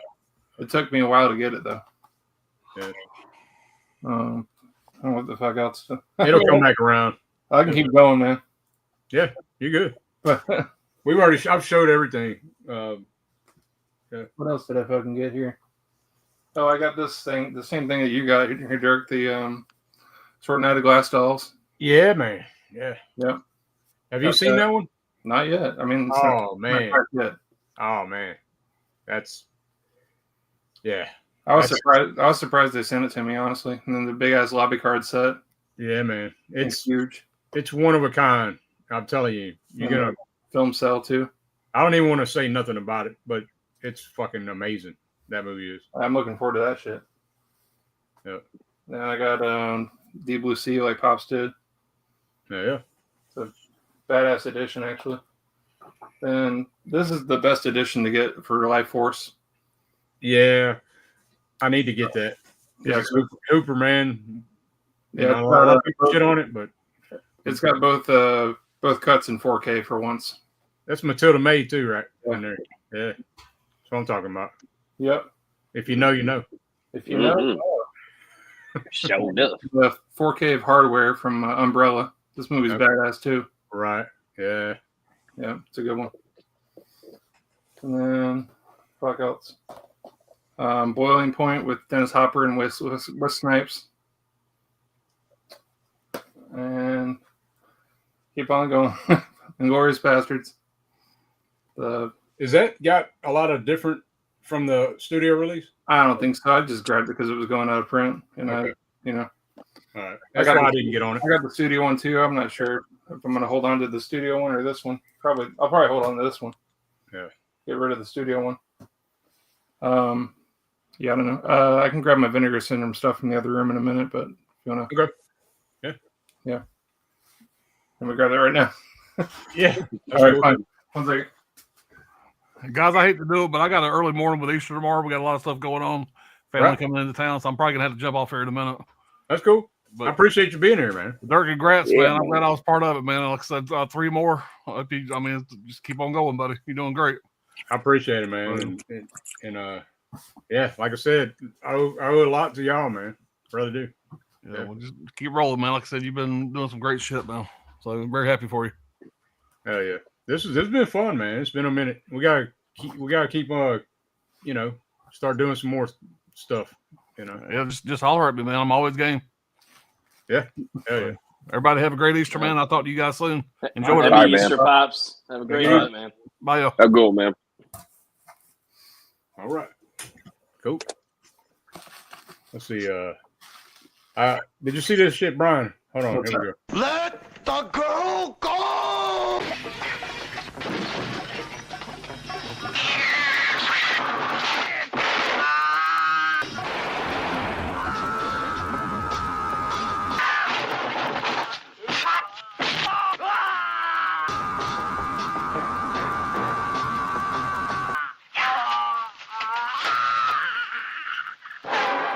There's only one way to prove my innocence.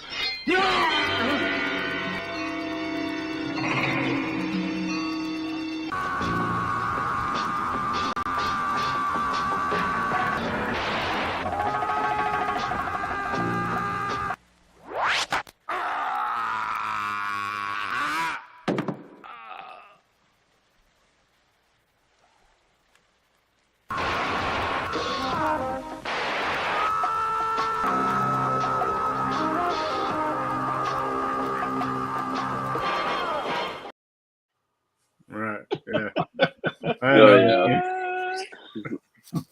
The Ninja Star one, man, fucking is just so goddamn funny. This is reaction is his fault. That all from one movie, man. Well, you got your VS? Yeah, I got my VS. Okay. All right, here we go. All right. Yep. So this month's VS it was Devil Doll and I was curious about that one. And Curse of the Voodoo. Let me know how that is, man. Because I don't know. I know I'll probably like Devil Doll. I don't know about the other one. This one I grabbed because it was like it's a shot on video, but it looks really freaking gory and cool. It's called Bone Sickness. Oh, okay. Had pretty awesome artwork on it. Yeah. Shit's popping. Damn. Okay. Yeah. Hell yeah. I'll probably get with it. It's from this guy directed Brian Paulin. I guess he does some really cool gory shit. Like it looks pretty sick. Damn it. Okay. But the slipcover went out of print real quick, so then the Nesting 4K came out. Okay. Yeah. Real cool artwork on that. That shit was high, right? It's pretty high. Pretty high, yeah. But it was in with the subscription, so you get I know, yeah. Get all the cool shit first, Dirk. Yeah. Just subscribe. No, I'm just kidding. But the Murder Rock, did you have to buy that? No. Yep. Damn. So that's $50 right there. Yeah. 55. I got Drop Zone cinematography. Right. Gary Busey and Wesley Snipes. I've never seen that movie. I know people were talking about it. I've never seen it, I don't think. It came with I'm not going to do it right now, but it came with like a little parachute guy. That's awesome. I know you guys probably seen that on the site. Yeah, that artwork's fucking incredible, though, man. I really like, and it's a fun little movie. I used to watch it a lot when I was a kid, and but it's fun. I'll show this again just to have it on the screen again for you, Dirk. Yeah, man. Oh, yeah. Yeah. Murder Rock. Yep. Yeah, dude. You know, when I first seen that movie, I wasn't big on it, but yeah, I had to warm up to it. It took me like 3 watches before I really. It's like Flashdance Giallo, basically. Yeah, Fulci's Last Giallo. Yeah. Then I got this one because I like this movie from the Troma days. It's Igor and the Lunatics. It was produced by Troma back in the day. Oh hell! Okay. But it's a pretty fun one. I mean, it's low budget, of course. That's one of those VSAs. Then the last one I got out here is really controversial. This is Marlon Brando and Last Tango in Paris. Oh, I've heard a little bit about it. Yeah. So, what's the controversy around it? I just hear that it's really like, I don't know. The director was like over stylized the sex scenes in it and stuff. Yeah. Oh, okay. They went a little far with it. Mm-hmm. But I was secretly kind of hoping it was going to be like one of those like Marlon Brando secrets where it's like they couldn't find him for a couple months, and it turns out he was on an island banging a bunch of black chicks and shit. That's probably the fact too, you know. It's probably some Klaus type shit. Probably something happened with Marlon Brando and one of the actresses or something. Right. Remember for what was it, Apocalypse Now? They said like he had gained so much weight right before production. They tried to keep him out of so much light when they were shooting the film because they didn't expect Brando was just off on a private island just banging a bunch of broads and shit and doing drugs. And they were like, we paid this guy like $20,000 just to read the fucking script. Yeah, that's everything I got from BS this month. Okay. Hell yeah, man. Hell yeah, man. Awesome. Y'all got some fucking banger ass shit, man. Yeah, dude, like that's. I mean, like I said, I don't do updates as much, so I just kind of pick and choose these days. Like I acquire shit here and there, and I do have one more thing to share. Like if anybody's interested, absolutely. Not only did I fucking get into some fucking vinyl shit now. Oh shit. I done got into this fucking shit too. So here we go. It's a little bit, not as crazy. But anyway, so grab this. Got me some damn CDs going. I got Black Sabbath. Yeah, man. Ultimate Collection. Then I grabbed. Believe it or not, this is this is probably going to shock a lot of people, but I had to grab some Clint Black, man. Hell yeah. And COC, Corrosion and Conformity. Oh yeah, hell yeah. This shit was brand new for $7. CDs are cheap as shit now, man. Yeah, like, the time to buy is now. Yep. And then I got Best of the Doors, Had to get that shit. Then I grabbed, of course, Peace of Mind. Gotta have that shit. I've been jamming the shit out of that in my car, in my truck. Hell yeah. And then my favorite Megadeth album, So Far So Good, So What? So yeah. Hell yeah. I got a couple vinyls to show too. Yeah. Was that? I got a couple vinyls to show too. Okay. Oh snap! Cool. Oh. Clear up, motherfucker. I appreciate everybody's been in the chat, dude. I mean, everybody's been awesome. I'm gonna get to the chat here in just a second, so I don't go nowhere. My shit clears up. I don't know what it's doing to me. Let's see.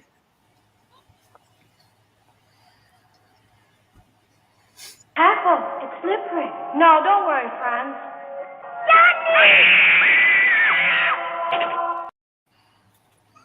All right. You got you cleared up now. Yeah, we're good now.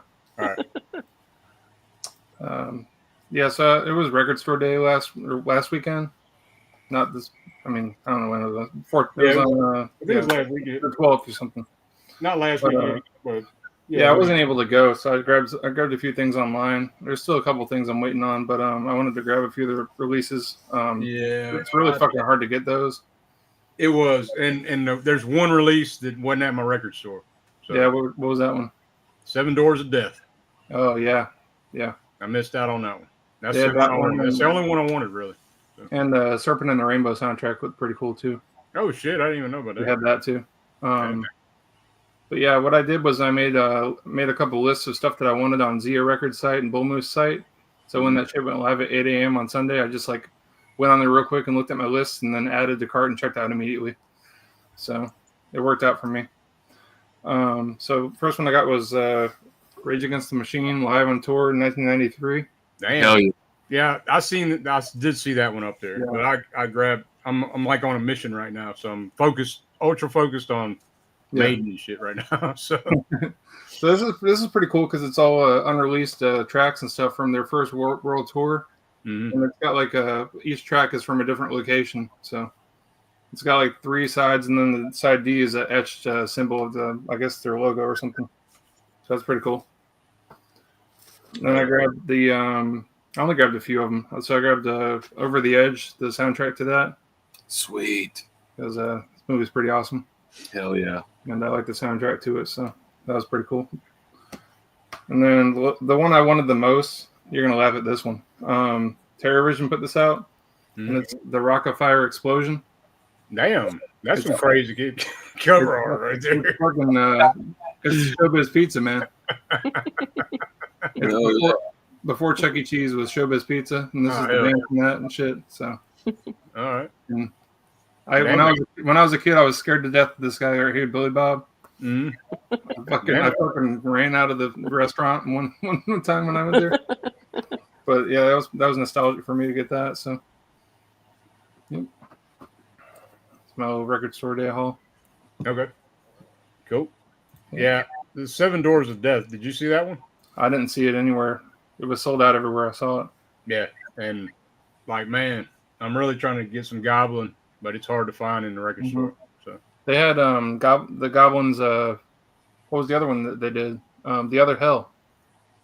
Yeah, that was a Goblin released on Record Store Day too. Okay, it wasn't at my store. Yeah. Let's see. I got see where I'm at on the comments. If I skip some, sorry y'all, but I've pretty much stayed true to most of them. Let's see. Synth Addict, Gotta Run. Good fun. We'll catch the replay. That was like an hour ago.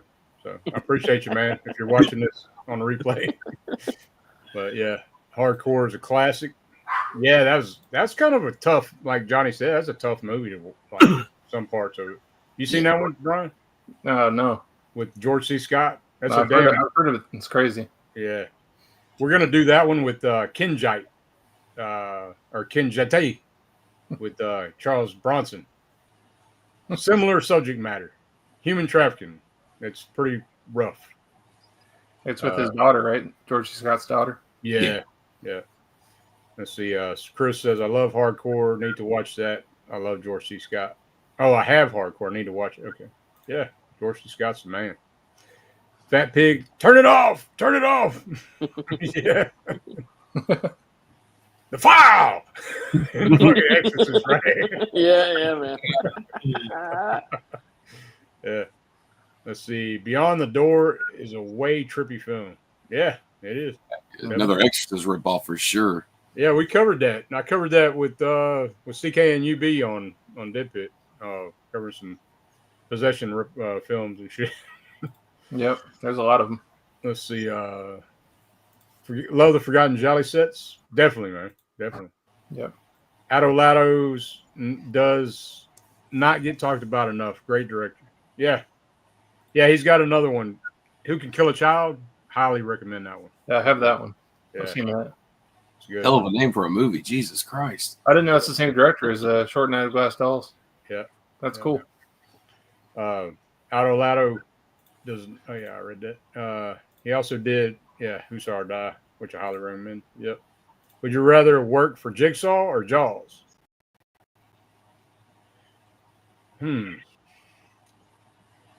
What does that mean? I'm assuming maybe he's talking about Jaws from 007. Oh, like okay. the James Bond Jaws movies. Yeah. I'd say Jigsaw. He's a bit smarter. Yeah, I'll go with Jigsaw on that. The James Bond Jaws character. The mayor says my Short Night film strip is of the top of some buildings. Yeah, I got a pretty cool one. If you can see it, I doubt you can, but I don't get enough light. Maybe. Hold on. I'll do it. See if I do it like this. I don't know if it'll show. There you go. Can you see it? I can't tell if it is. All right. Those things are hard. Too much of a glare. No, I can't read. Too much of a glare. I'll have to do it when we do the review. If you got that with it, I remember back in the day. I remember Scream Factory kind of pulled the same little tactic where they from a whisper to a scream, which is The Offspring. I think is the alternate title. Yeah. But if you were if you pre-ordered it in time or whatever, they give you like a little card, like as a thank you note, and plus a little film strip of the negative. I'm assuming, or maybe a copy of the negative. I have no idea if it was the real thing or not, but I just remember them promoting that. That was fucking eons ago at this point. Right. Alex says, please tell me you kept the clip of you asking, how are you doing tonight? Yeah, you played that? How in the fuck are y'all doing tonight? Not aggressive at all. Any thoughts on the Donald Pleasance movie Wake and Fright? I'm not sure on that one. I don't think I've seen that one. Never seen it. He only did about 500 movies. So yeah, we will be talking some Donald Pleasance next week, though. We're going to be covering Phenomena next week. Seeing his character in Alone in the Dark, man, for me that's an unforgettable experience because I don't know. I know he's been in a million fucking movies, including westerns, but his character in that movie is so bizarre to me. It's almost like this hippie doctor kind of thing that I'd just never imagine him playing that character. Watch him in this one. Off balance. He goes batshit crazy. Oh, it's fucking Diodato, right? Yeah, he goes crazy, and in that one he starts screaming and cussing in the street. Shit. Not unpleasant. But let's see. Chris C says, "Got to work early tomorrow. You all have a great evening. Grats again, Dirk. Keep kicking ass and taking names. Appreciate you, Chris. See you, Chris. Murder Rock. That's a nice set. Yeah, it is, dude. I was like really kind of thrown back when I was like $55 shipped. Right. I got $5 knocked off because I used some of my points to take $5 off of it to justify my purchase. I was like, $5 off. It's like it's only 50. Like, ain't that the new standard? Shit. Hey, but it's got some midnight too, man. So yeah, I mean it's they did it right. They did it right, and it's a side slip box and all that shit. So, Scratch Burno, Mondo Macabro is probably the most underrated label. So much good stuff from them. I agree highly, man. They never get mentioned hardly ever, dude. Ever. I dig Neon stuff too, man. I wish they would include digital copies with their shit too, but can't have it all, I guess. But man, Neon's I like that shit. Excuse me. I give ROKE some props too, man. They've been running Shutter shit there for a while before that who knows what's going to come out of that deal between Vinegar Syndrome and Severin and all that. But RLJE was the biggest distribution for Shudder there for, I think they're still currently doing it, to be honest. So I have no idea. The mayor says vinyl is an expensive habit, but it's so much fun. It is, man. I like going like today. I went to Second and Charles and start digging, find some shit, right? You know, but I also brought some shit that I didn't need anymore and dropped that shit off and help pay for some of that shit. So. There you go. But I think I feel like I got ripped after listening to Pops talk about all the shit he saw. Like, Dude, damn, yeah. Maybe flipping shit, man. I'm like, doing good. There fucking myself at Second and Charles. I'm like, okay. But anyway, the mayor says the Killers tour was the first time I saw Maiden live. They opened up for Judas Priest. Damn, I never got to see Maiden, dude. Never. What hell of a tour, though, man. Priest, Maiden, and the Killers, man. The Killers don't even fit the bill. I wonder what album they were promoting at the time. I wonder if that was like Sam's Town, or I think it was was that like the Sawdust B-Sides era, or I'm trying to think of their fourth album. It's like Day of Age or some shit. I can't even remember. Yeah. Something. Everybody's saying later text. Yeah, I appreciate your text for coming on, man. Yeah. Synthetic. I'll bet Mike Oldfield had no idea how much Tubular Bells would blow up due to The Exorcist. Yeah. Yeah. I listen to that score too, man. It's fucking, yeah, it's great. It's not the best because it's kind of a beat up copy, but that is an original first press for whatever that, you know. Alex says, yeah, you played the clip. Yeah. I'm still here. Saw Orca in the theater as a kid. Oh, the violent 70s. Yeah. Yeah. Let's see. World War Z book is best, written by Max Brooks, Mel Brooks' son. The movie had video game CGI and was disappointing. Oh shit! It does have a lot of CGI. Yeah, it does have a lot of CGI for sure. Brian's here. Hollow Notes. Yeah. Man. Oh yeah, the party started now. Udo Kier or Ray Winstone for the next Loomis. Oh man, I'd probably say Udo Kier. Who's Winstone? That's what I'm saying. I don't know. That's why I said Udo Kier. So. Oh, the one I know about. Yeah. Been in every fucking thing, man. Always plays a great villain. Right. Holland says, Airhead, Anthony just nutted. I did. Be like, pit awesome. Drum. I ain't farting on no snare drum, man. Do you like Long Kiss Goodnight so far with its special features? Yeah, from what I've seen. Okay.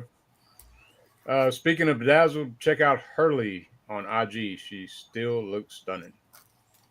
Okay. Damn. Yeah. Riverman, what's happening, she man? disappeared from making movies. I feel like I don't think I've seen her in a long time. What's going on, Riverman? Glad to have you here, man. What's up, dude? Miracle Mile has a Tangerine Dream score. Yep. Okay. Yeah, like I said, Synth knows all the scores. Like, no doubt about it. Hollow Notes, Woody is in the diving film. Okay. Steve Carell for the next Professor Plum. Steve Carell, probably. Yeah. Would you like a combined merge sequel for Neon Maniacs, Chopping Mall, and People Under the Stairs? I don't know. What do y'all think? No. Nah. I could do that. Those are a little too different. Riverman says Clint Black, my favorite country singer. Okay, cool. Let's see. Acres movies. Should Kirk Cameron have played Judge Reinhold's son, and should Fred Savage have played Dudley Moore's son? I'm not sure. Fred Savage, ain't that the kid from the Wonder Years? Yeah. Yeah, Fred Savage and Judge Reinhold did Vice Versa together, and then Kirk Cameron and Dudley Moore did Like Father, Like Son. So body swap movies. Gotcha. Who would you cast as Tom Petty for a biopic? First one comes to mind, Gary Oldman. Ooh, he is a chameleon, man. Yeah. if you had a guitar and smashed a guitar when you were on stage, what music group or concert from a movie would you want to smash the guitar on stage during?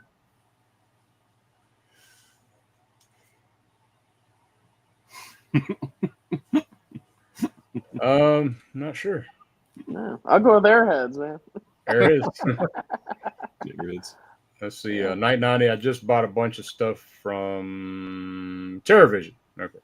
Oh yeah. I got 7 new CDs lately. Those are a fun movie format. It is fun to acquire and play them. I've never even seen one of those in real life. I've seen laser discs when I was a kid. Matter of fact, that's the first time I've seen Friday the 13th. The very first Friday the 13th, I've seen it on Laserdisc. Huh. Oh shit! Yeah. That's awesome. Let's see, no work for Jaws, as in work for the shark, and try to bait tourists into going into the water. Wake and Fright is a wild movie from Ted Kochev. Okay. Hell needs a town council. Can you pick 3 movie characters that were the devil that can be on Hell Town Council, such as Pacino's Devil's Advocate, De Niro's Angel Heart, George Burns' Oh God, You Devil? Can you pick 3 movie characters? You go with Tim Curry from Legend. Yeah. I'll go with Harvey Keitel from Little Nicky. Oh, that's a fire one, man. Oh, that's damn. so good. That's Okay. so good. I don't know, man. My mind's going blank. It's too late for all these hard questions. Yeah.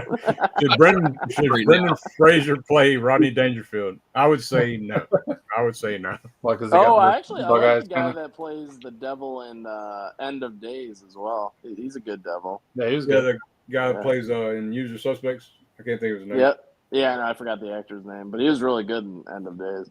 Mm-hmm. Satan. Yeah. Yeah, man. Shit. Y'all got anything coming up on y'all's channels, man? I don't know, just more of the same, more reviews and shit, and pop-up videos, and we're kind of random. I got you. Anthony? Yeah. Got anything in the works? Yes. No, same here, man. I mean, I've been trying to put out more content just because I got, really just busy with life stuff for a while, but I've been trying to put more stuff out just because it's fun, It's like doing it for fun and talking about movies and stuff. But I know. Oh, I do know. Yeah, May 1st, I'm gonna be over on Our Life in Horrors channel talking about Hollow Man. Okay. Yeah, so that's gonna be really badass. Yeah, and then I know. God, I don't know if this has been announced yet, but Allie and I will be on Movie Misfits channel on next Monday. Yes. Yeah. I'm sorry, not this Monday coming up, but the next Monday we'll be on his channel. Cool. And we're going to be talking about the House of Wax remake from 2005. Awesome. Sorry, Movie Misfits. I wasn't supposed to say that, but go ahead and throw that out there. It's promotion, right? Yeah, for sure, man. But yeah, like I said, man, first giveaway, me, Johnny, and Darren will be covering Phenomena next Sunday on the channel. Oh yeah, man, that's awesome. And be a full in depth on all the cuts and all the bells and whistles, all that good shit. And how many cuts are there in that movie? 3 altogether. 3. Yeah. Oh wow. Okay. Yeah. So, and I will be giving this away. So, like I said, look at the description. I can explain it again. Subscribe to everybody that's been on the panel tonight. Subscribe to their channel. Follow me on Instagram. And when this stream is over, type in Gialli Alley. And it's also in the description. So, but I appreciate everybody, man. The chat's been cool. It's been live. Everybody's been doing the damn thing, dude. This chat was fucking crazy tonight. Hey, Dirk, man, thank you so much for having me on, and happy, 3 years, dude. You've been killing it. You and Darren have been just fucking tearing it up, destroying it. If you guys haven't seen Dirk and Darren talking about The Shining that they did, man, that was such a great listen. You guys broke that movie down so many different ways. I loved it. I appreciate it, man. Great discussion. I seen you shared it on your channel. I was like, hell yeah, man. Oh yeah, yeah. I loved it. I did. I was like, man, that, and then also seeing you guys over on Region Free is awesome. So I like listening to them too. Those Region Free episodes. Yeah, with Lauren and Dan and all them. That's awesome. Yeah, man. It's a good. They got a lot of good content over there, man. They do. A lot of people doing different things. A lot of different types of genres of film and all kind of stuff going on, man. But yeah, like I said, man, I appreciate everybody, and I guess we're gonna get out of here, and y'all have a good one, and never trust a fart. I'll just say that. Said no shit. Amen to that. Later. But, we're gonna get out of here. Have a good one, yeah.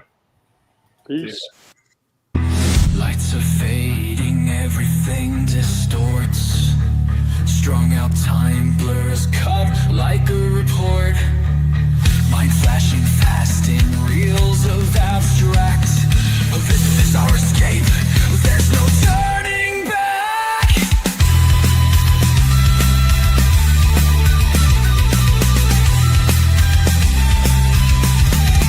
I actually don't need to see visual. What I know is in that film.